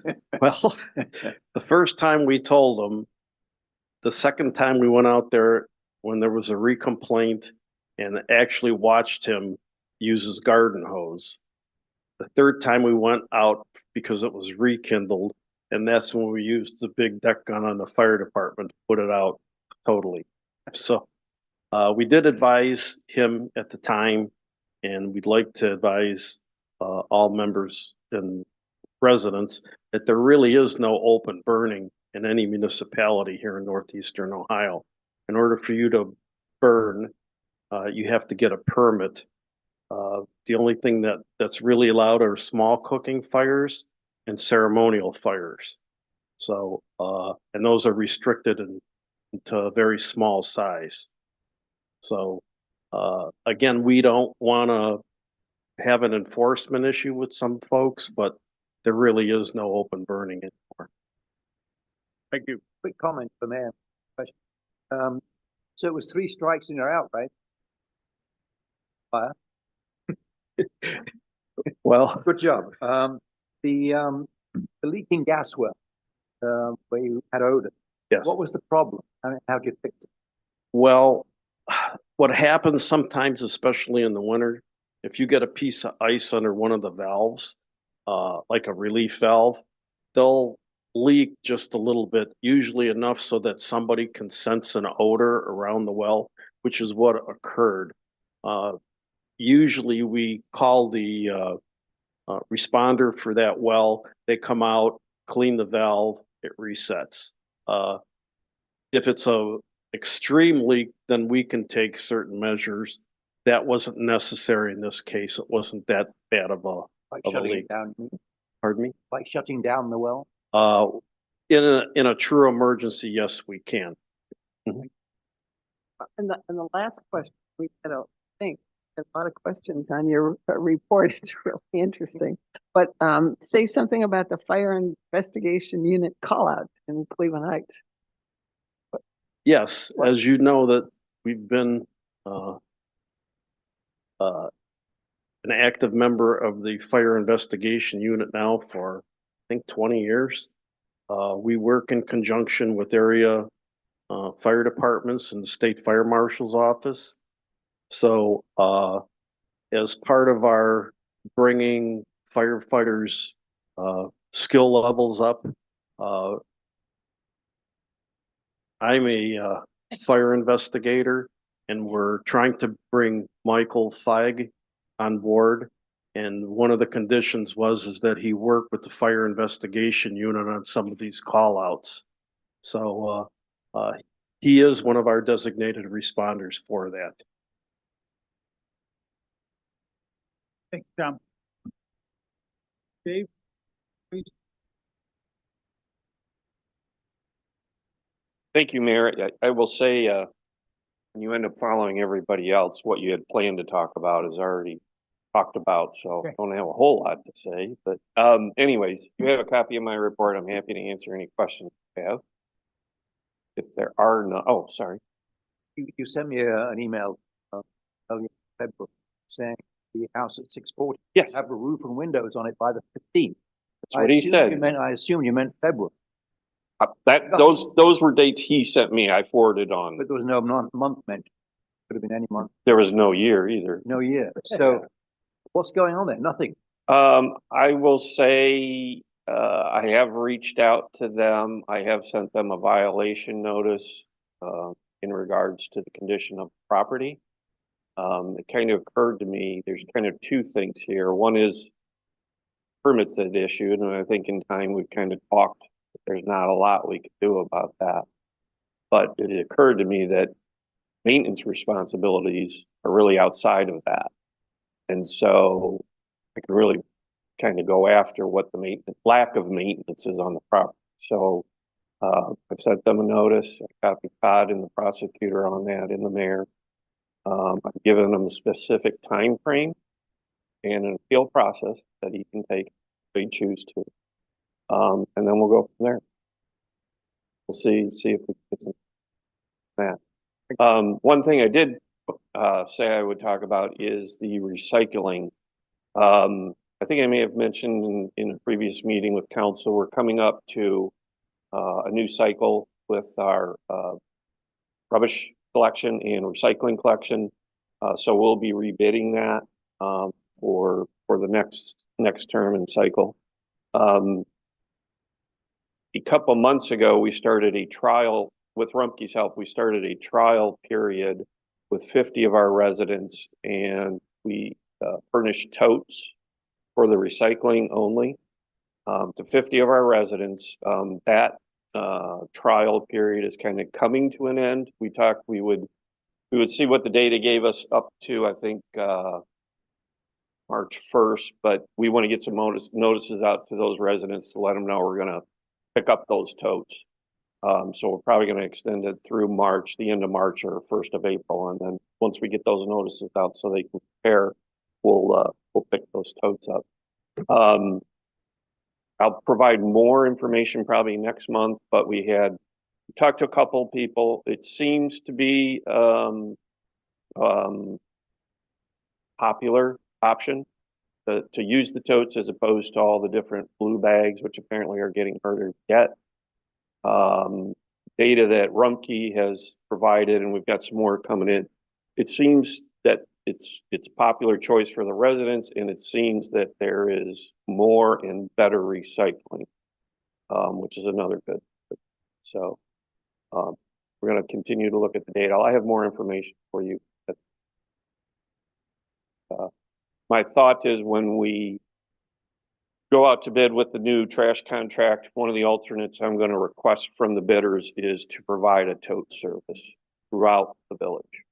And we'll see what the numbers come back, and then you guys will have an opportunity to make that choice, whether you want to go to that or stick to the system that we've had for forever. So, Steve, on the Mayfield Road culvert, do we yes, have the okays from the property owners on access? we had a meeting with her. We're still working a little bit through that. I've got some documents I want to get to her and make sure she clearly understands exactly where we're going to be working. So I want to get with the contractor and mark off that area so that he knows. I haven't put a fence up, so it's clearly that that's the boundary he has to stay in. And then again, I want to make sure the homeowner is still comfortable. She was concerned, a large concern, that there may have been a chance to cut some trees down, but after we met with her and walked it, we don't have to cut any. The Thank area you. should. Yeah. Yeah, thank you. And thank you, Chris, too, for weighing in on that plan. David. Yes. Correct. No, no, actually, I think I was in trouble on that one. Actually, On the stick now. yeah. Roughly what? Probably around, I think I talked a while ago with the contractor, we looked at around 35,000. Assuming there's no, That'd be a good thing for fun. Well, we're hoping that if the Fabrizi, Mayfield Road culvert comes in on contract, we don't find problems once we dig down 30 feet, or wherever far we gotta go, that extra ARPA money would be used for the, ladies' room, restroom. Fundraiser type. Any other questions for Dave? Can I make one comment? David took me across to see the renovated first floor of the court. Very impressive. Very I seen it. met I want with, to take a look. yeah, I met with David and, Mary today at 3:00 just to say hello, et cetera. And, they're pleased with the, Burton Court. As you know, we all hustled to get that open, Craig, December 1, more or less. Yep. Lori, something like that. They did pick up some portion of the holiday season parties and so on. Obviously, if you could open it up 2 months earlier and had reservations, that would have been better. But they're encouraged by the volume and, they're booking stuff now for the spring. Do you know how much that cost? We're on the hook for cost of it or I'd have to go back and really research it. fun. Yeah, I will say to what the mayor was saying, that was a real big crunch. They both had the time frame that the Gromowskis gave us to get the work done, but we had a very short window that the contractor was available, and he said, "This is it. This is all I got." So he really hustled to get that done, but it didn't turn out very. No other questions? That concludes my report. Thank you, Dave. Next on the report is, the Charter Review Committee. The Charter Review Commission was, established a while back, maybe 1.5 to 2 years. Report was delivered, maybe a month or two ago. No action has been taken on that report yet.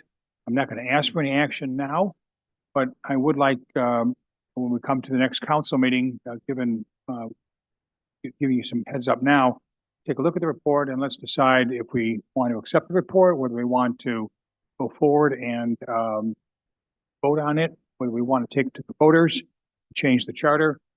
Janet's going to get some estimates of cost, if it's a special election, a regular election, as well as what the timetable would be, what kind of notices we have to put out in advance. And whether you think we should just accept the report and say thank you, not change the charter, or whether we should go ahead and change the charter for comments that are there. Again, another open piece of business we'd like to, we can sometime this spring close up.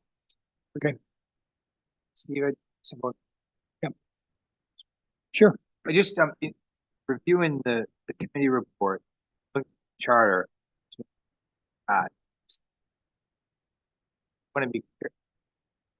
There is already a referendum process by the charter. Right, on Article 10. I just want to make sure that just read. Okay, so if we can, we'll get that charter report out to people in the package for next time. Sandra will put that on the agenda. Sandra, we'll put that on the agenda too for the meeting, and then we'll have a conversation on that, okay? Item 15, resolution 2023-54. This is the third reading for Reed Consulting. Lori? Thank you, Steve. Yeah, this is the third reading. authorizing the mayor to enter into the professional services contract with Reed Consulting to begin to develop an RFP for potential village-wide broadband service. So we, again, third reading. I know the contract's attached. Don't know if anyone has any additional questions. It is to be no more than $40,000 for the items that they will complete. There's 6. It's on an hourly basis. If at any point we determine that we don't want to move forward, we will only be billed for the time they've spent thus far. I have talked to Hunting Valley. I know we were kind of keeping tabs on where they were in their process, and they are still, not finalized. It's not come before council yet.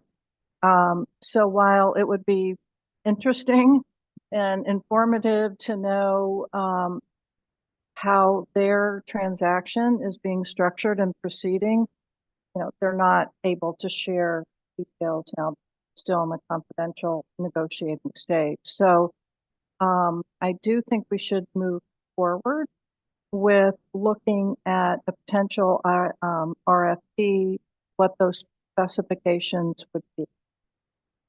So that's the recommendation, and that's the gist of the resolution. So while we would approve the contract, if that's what council chooses, and it's for up to $40,000, Right. the expectation is that we would only ask Reed at this point to do the first of the 6 services, We would start there. which is develop the specs. Mhm. Corey, we've already spent, this 40 includes the 15 that was already, This is an addition. this is an addition, okay. So I'll we spent second. 15 on the feasibility study, right, that we authorized, and then we went back to them after the feasibility study. We felt it was feasible, and that we should go back to redetermine and get further support and consulting help on developing an RFP because of the how complicated generally it is. Landscape. So are you making the motion? This is the third reading? Yes. Yeah, and I second. Thank you. Anton, Oh, time out. Any questions or comments? I've got a comment. I do think we ought to go ahead and hire a consultant. We're gonna need one. My advice is to be very flexible because I think we're gonna learn more when we find out what Hunting Valley did. We're gonna learn more when we talk to service providers. The first thing that you just talked about, feasibility study, I suspect the service providers will do that themselves. And we may be throwing good money after bad to do that ourselves. So I think the key here is get the consultant in place, keep him on an hourly rate, and be able to have flexibility in the contract for how you use it. Yeah, and they'll have to run the numbers. You're exactly right, Michael. But it's still in our interest to have run our own numbers too. I think based on, Reed's extensive experience. So that way we've got, a full picture. We're not just relying on somebody else's number. I got that, but Yeah. the feasibility study, to me, that means counting the number of households, measuring the miles of fiber, They did all that. that kind of stuff. Every Yep. single provider's gonna do it, and you know what? If he measures it, he's gonna bid on his measurement. He doesn't care what your measurement is. Well, that's Maybe part at of, best you could use it as a no, negotiating that's ploy. right. That's, But we did all that I already. just don't wanna reinvent the wheel and then have. no, I mean, if we, that's why I think we need that information. We need to know, how many households, and if their information is somehow incorrect, that's negotiable. So We did gives us this. a baseline. We have Lori, done it. wasn't this done already? Didn't Yeah, redo all? Provide. Feasibility was already done. Number of miles, the number of households. And it's done by an impartial third party, which is important versus, right, a vendor who's gonna do it in their end. So I think we're well set. We're in a good spot. David, did you have? Yeah, this Okay. is an ordinance, third reading.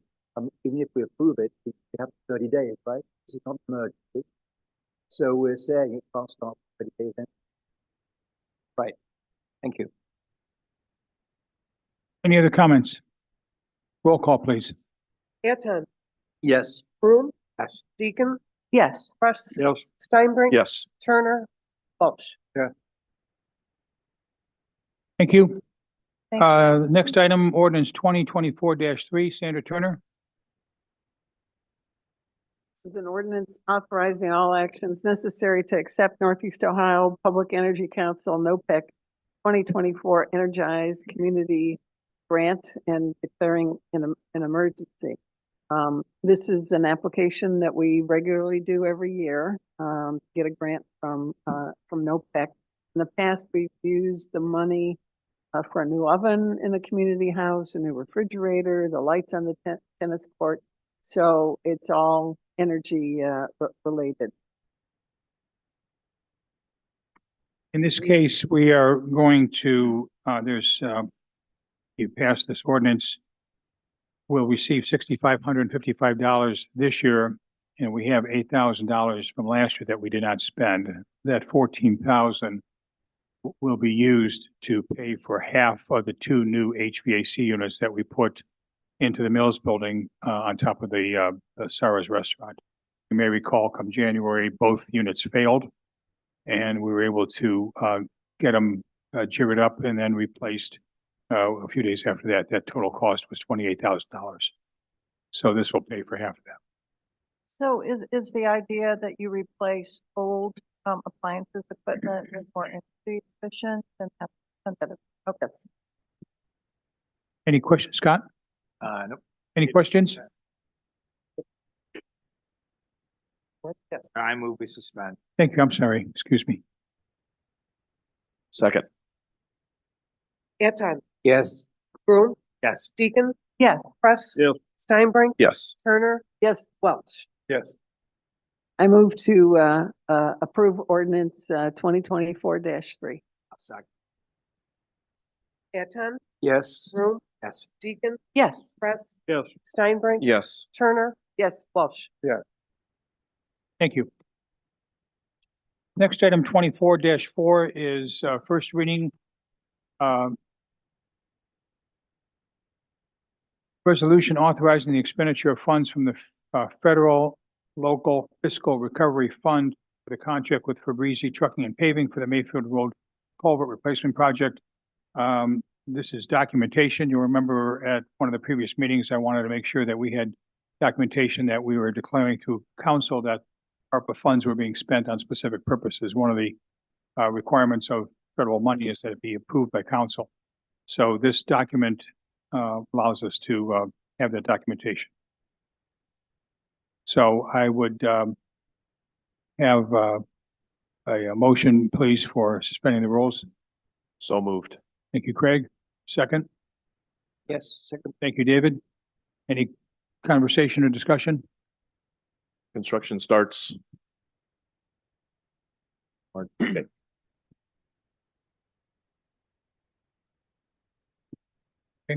Roll call on the motion. Anton, Yes. Broom, Yes. Deacon. Yeah. Russ. Yes. Steinbrink. Yes. Turner, yes, Welch. Yes. Okay, thank you. It'll be put on, no, it's, we can We need a motion to motion. approve now. Yeah, thank you. We suspended that. That's right. May I have a motion to approve resolution 24-4? So moved. second, Anton. Yes. Broom, Yes. Deacon. Yeah. Russ. Yes. Steinbrink. Yes. Turner, yes. Welch. Yes. Item 18, Sandra.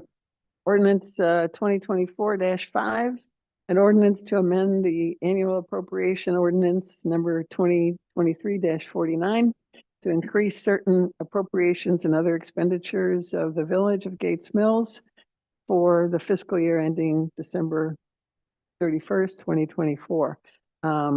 These are the following. Section 2, that money is towards the replacement of the furnaces on the roof of the Mills building.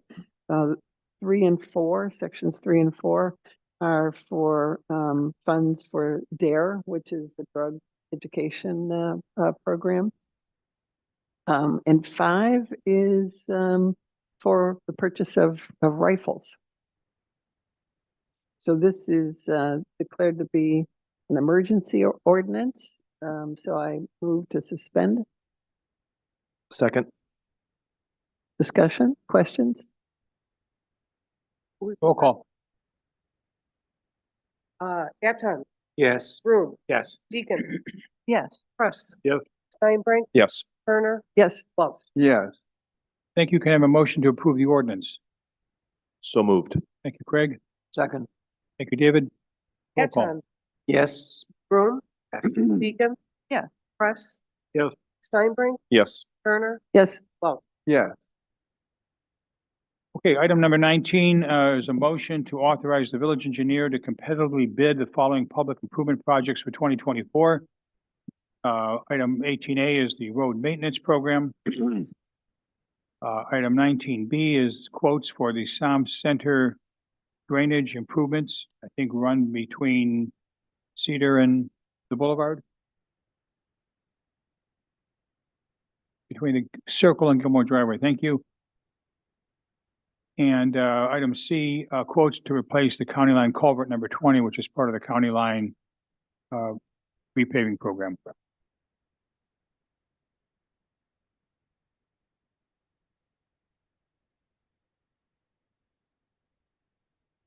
Any questions on those three bids that we'll ask for? I'm sorry, Steve, where, Item 19 on the agenda. right, and where's the culvert? I missed.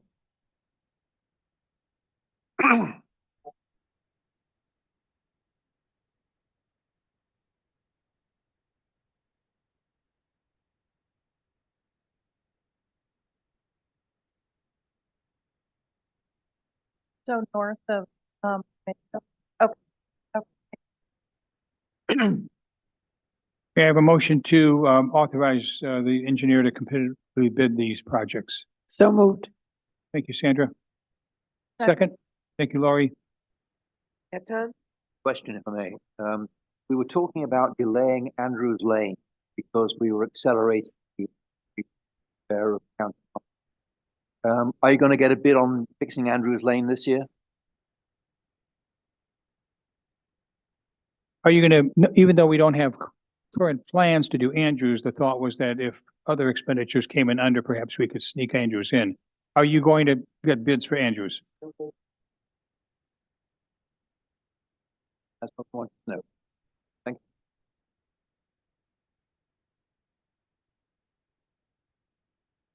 Great, thank you. so we get a motion. Roll call? Eton, Yes. Broom, Yes. Deacon, Yes. Russ. Yep. Steinbrink, Yes. Turner, Yes. Welch. Yes. Thank you, Beth. Last item on the council matters, Gates Mills Boulevard bike lane discussion. We are 2 hours strong into our meeting here. Don't know whether anybody needs to get up and walk around break or whether we can keep going at it. Keep going. Okay, so the Gates Mills Boulevard bike lane discussion is as follows. We have talked about this for years. It comes up all the time. Why don't we do it? I met with the fire chief, the police chief, the engineer, and Dave, along with some other people. We decided to put something in front of council that you could have something tangible to look at. What you have is a cost estimate of what it would take to do this, as well as some graphics and some diagrams on how it would look. I've got to say the simplest would be to stripe and create a set of markings where the bike lane would be on the left-hand side. And there'd be markings for both the bike lane and for pedestrians and for cars. The road is not wide enough from the circle to Somme, from the circle at Somme to Chartley to justify 2 lanes. It does get larger once you pass Chartley, so it would be a 1-lane road still. We did get, and then there's a second calculation that says, if we wanted to create a loop, we would have a small cut through at the top of Gates Mills Boulevard near Somme Circle so that, joggers and walkers, wouldn't have to cross the grass. And importantly, they would stay out of the Somme Circle traffic. Those two estimates were given to you, as well as some graphics. Since then, I heard today, Chris, from you, who heard from the county that or ODOT, that the right-hand side bike line is the preferred and customary way to go versus the left of road bike lane. You may want to comment on that in a minute. Also, I heard from several of you that this shouldn't be done for pedestrians, that we don't really want pedestrians walking necessarily on Gates Mills Boulevard when cars that were supposed to go 40 or 45 miles an hour are going 50 or 60 miles an hour. And perhaps maybe a larger solution, a bigger solution would be to do something in the median with pedestrians, walkers, and strollers and joggers. So this is just open for conversation. We're not looking for a motion today, but again, we've got to get these things on the table with some facts and figures. Let you folks look at them and debate them. Chris, do you want to add anything to that? You put together a nice amount of work here with the signage. Thanks, Mayor. I'll just comment on, I'm currently going back and forth with ODOT and the county about which side would be most appropriate for the bike lane, the right side or the left side. Our feeling at our level is that on Gates Mills Boulevard on the right side, that's where landscape vehicles park, delivery vehicles park. Cars will occasionally park in the road if they're visiting somebody and they need to stay out of the driveway. And then putting the bike lane on the left side would be far less of a conflict with motoring public and with parked vehicles. County believes that placing it on the right side is more what the motoring public expects. Therefore, it's more appropriate to put it on that side. So we're just settling that on what's the most appropriate, lowest amount of liability to the village when looking at the placement of which side of the road the bike lane would.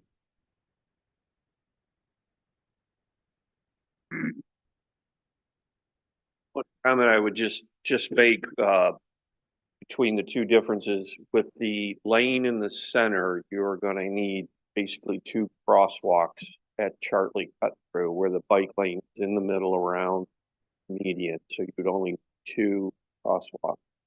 Whereas if you put it on the outside, I understand the point of drivers are used to it. You're going to need, if I count it right, four or five. So just something else to think of. I understand drivers are more used to the bike being on the right. Me have more potential for an accident because bikes are going to be in crosswalk. Just a thought. So the additional cost of that would be some striping and I presume some crosswalk signs that. Correct. Additional striping, signage. Yep. Plus my concern of the safety.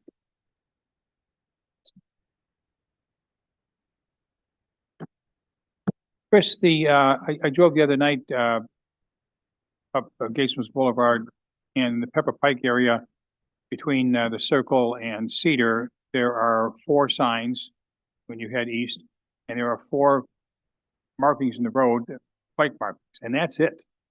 How do they get by with such little signage?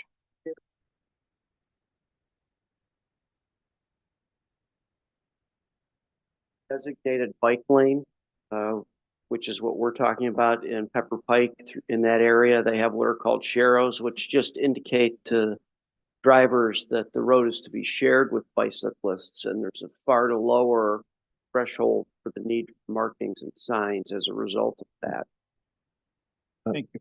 Dave, Chris, question, why does it cost so much to put paint on the roadway?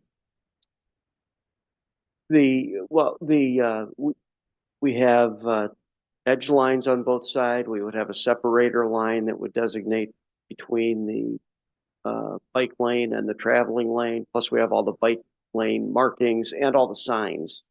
So the paint is not so much, but there would be quite a few signs that would be going up as well. And also with that cost estimate, we had the secondary cost estimate for the cut through. Well, I saw that. Yeah, up at the Circle. And that annual maintenance on that, is that going to be restriped every? Probably every couple of years. Okay.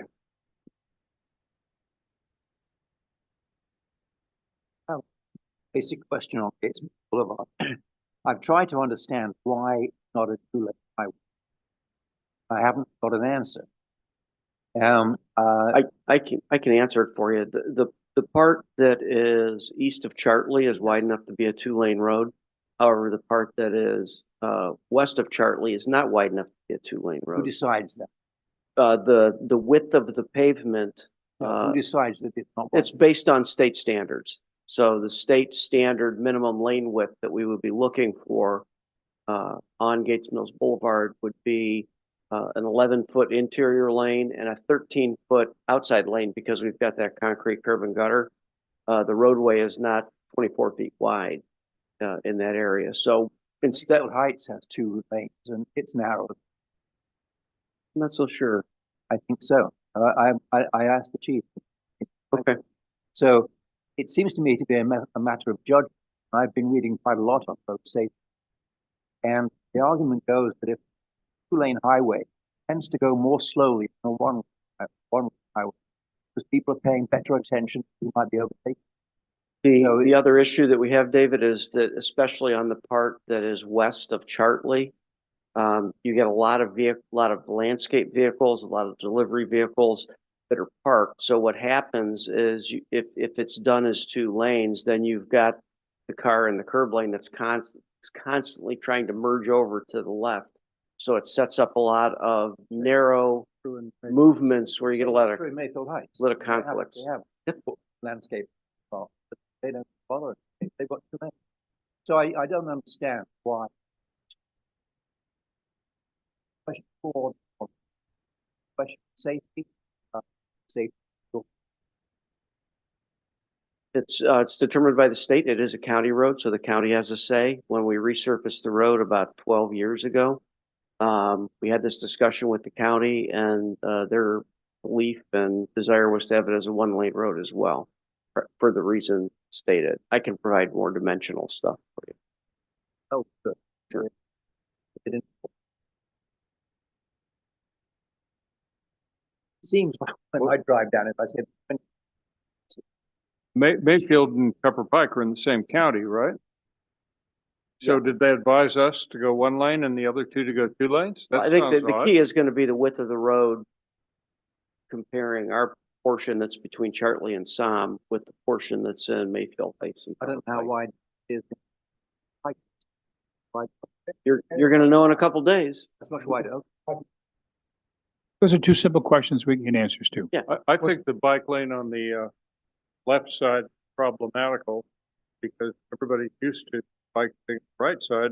Somehow, I can't tell you how that will cause a problem, but it seems likely. It's kind of creating a track to it opposite the way it's done. But the benefit of doing it that way is to minimize conflicts with cars. And if we're on the inside, you don't have to worry about cars backing out of driveways through a bicycle I bet lane. you, if you go ahead, you'll have some riders on the right side, some riders on the left side, cars going down the middle. You're very Someone told me likely that. right. Someone told me, some serious sign, told they wouldn't. That they don't fight.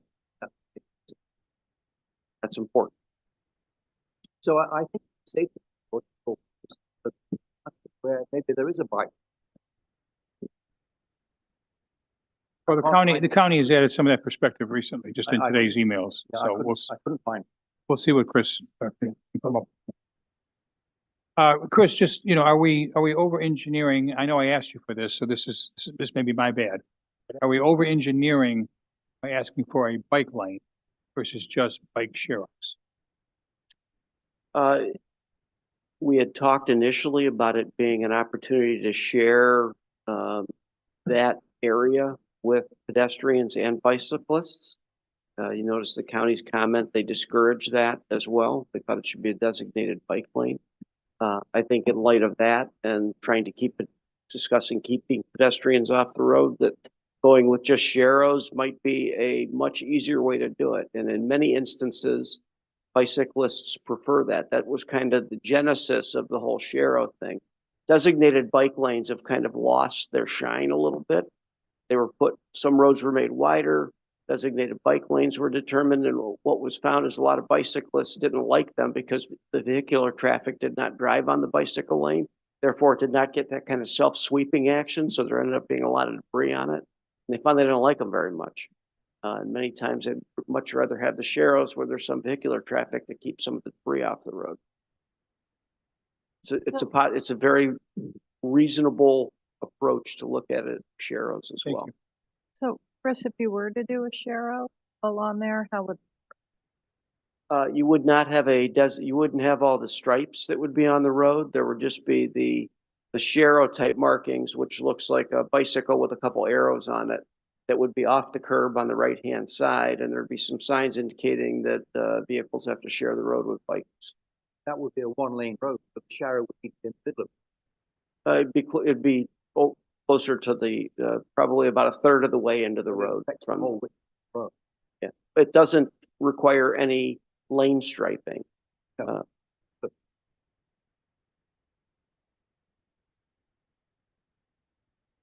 It wouldn't do anything different than is done now.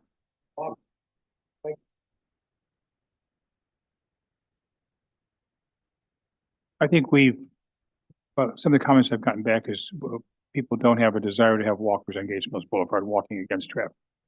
With bikes going one way, walkers the other way, and traffic at 50 miles an hour. So to keep things safely, let's keep the cars and the bikes and keep the people on the grass. Speed limit is 35. Issue. I was just speaking anecdotally. Yeah. Chris, can we do this? Can we ask you, can you put together an estimate of what the sharrows would look like and what they would cost? Yes, I will. Thank you. Any other comments on the bike lane? Good discussion. We got to tee these things up and have them, and appreciate your comments on that. Let me say one other council matter. I've got materials for you to take with you. The village has been approached by Encore, which is an ensemble that's been 8 years successful at Gilmore. These are essentially prodigy students that are taught in the summer months by masters in the skills. And they have a professionally run operation. They have a artistic director who's nationally known, maybe even world renowned known. They've approached the village to see whether we would like to participate with them by naming the event the Gates Mills Music and Arts Festival or something like that.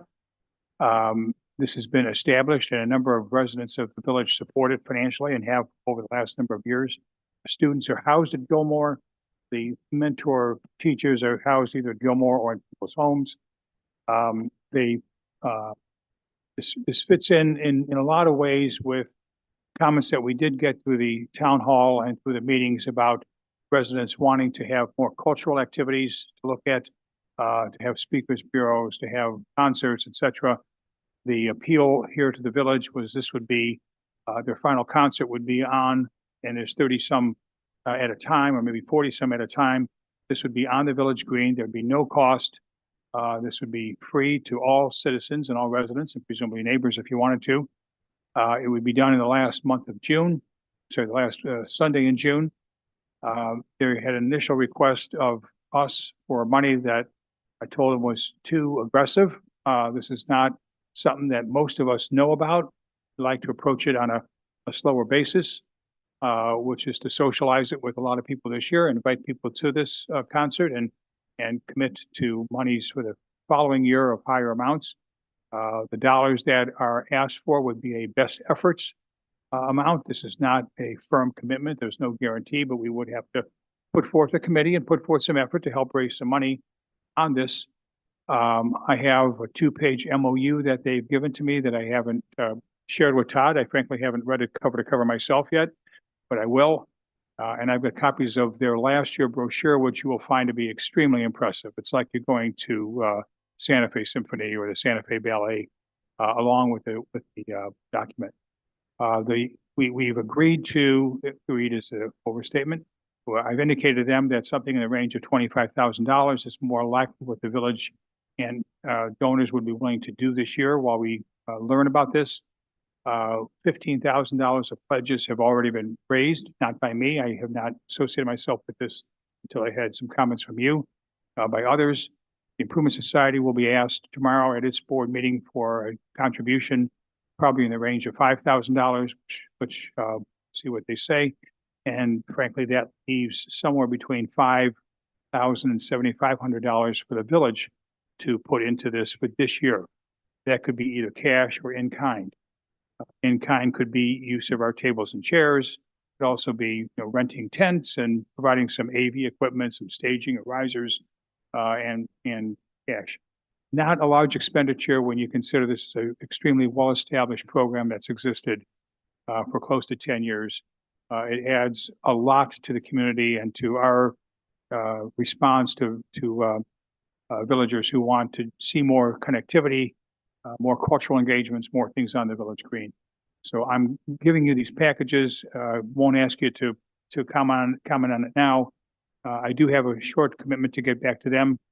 This will be a June event, and so by the next board meeting, by the next council meeting, we would need to sign off on an MOU, best efforts MOU, if that's what you all want to do. I'll give the document to Todd as well, so he could take a look at it while you look at it from a business standpoint. I really need to know if this is something that you want the village to be associated with. We've never really branded our village, so to speak. This would be one way of identifying the village to a larger group of people. With that, let me see if there's any business from the audience or any other business from council. Charlie Baker.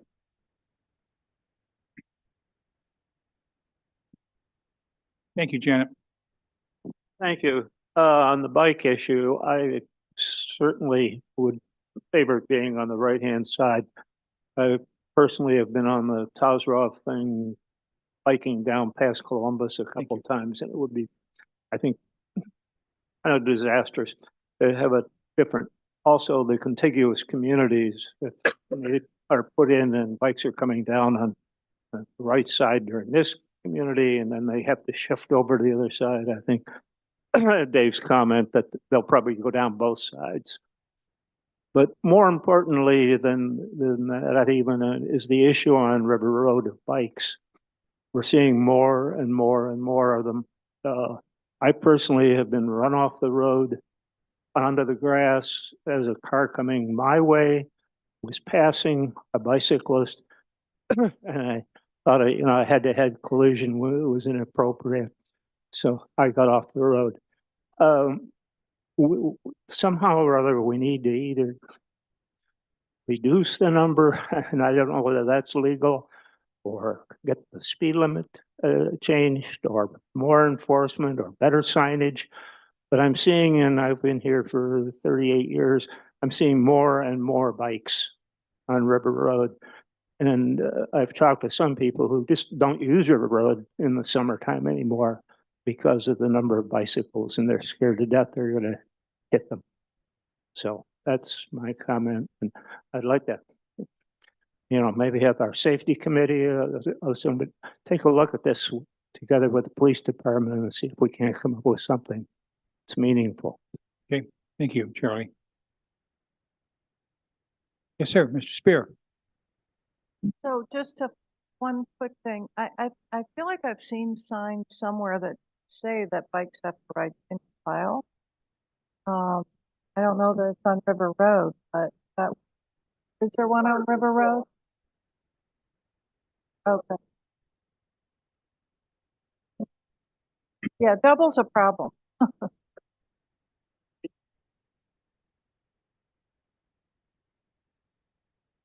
To get around. Yeah, going up Old Mill. I'm Chuck Spear. I'm a resident of the village. I'm not we the people, but this is the people's hand. You mentioned the flip charts. This hand wrote them all, every single one. Every neighborhood meeting, every meeting we had in here, I wrote them all. So when you go looking for them, don't work too hard at it. They're in my closet. I tabulated them all. I typed them word for word. That's where CT Consulting got that, so they could put them all out. So in fact, I interviewed 60% of the realtors who did sales. 60% of the sales, I interviewed them. So somebody has to show up here and say, we're the people. 7 months, what's the matter with you? 7 months, nothing has happened with this. We're going to have a meeting and we're going to get some subset of we the people and listen to what they have to say of what everybody else did. It just seems ludicrous to me. I can't believe that there's no decision coming out. You made a decision today to make no decision at all. Folks, I know the financials, you earned your pay. Maybe you ask him what to suggest. Thank you, Chuck.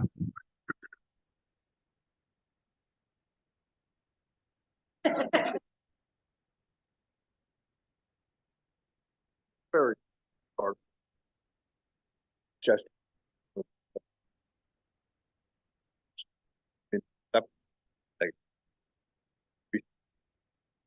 Yet, we seem to have data, which is right. Mark, that I finds the trend line.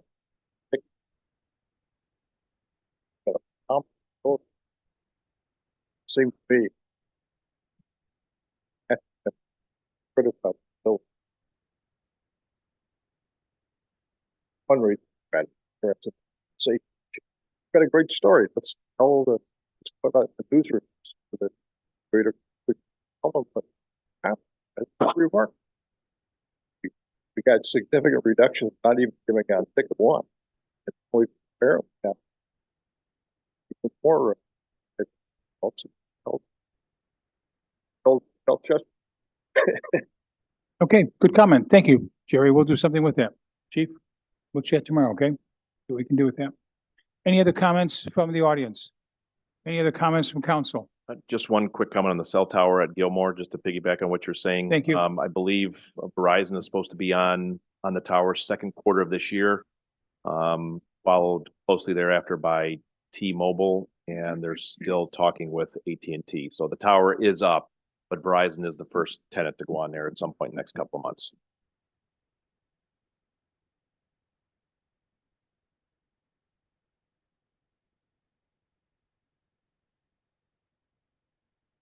If there are no other comments, we will entertain a motion to move into executive session.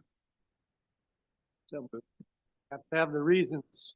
And they are, Consider the acquisition of property for public purposes. Obtain legal advice from. So moved. thank you, thank you. Eton, Yes. Broom, Yes. Deacon, Yes. Press, Steinbrink, Yes. Turner, Welch. Yes. Thank you. We'll either convene in the basement, or if all the audience leaves, we can just stay here. Let's just all stay here. Okay?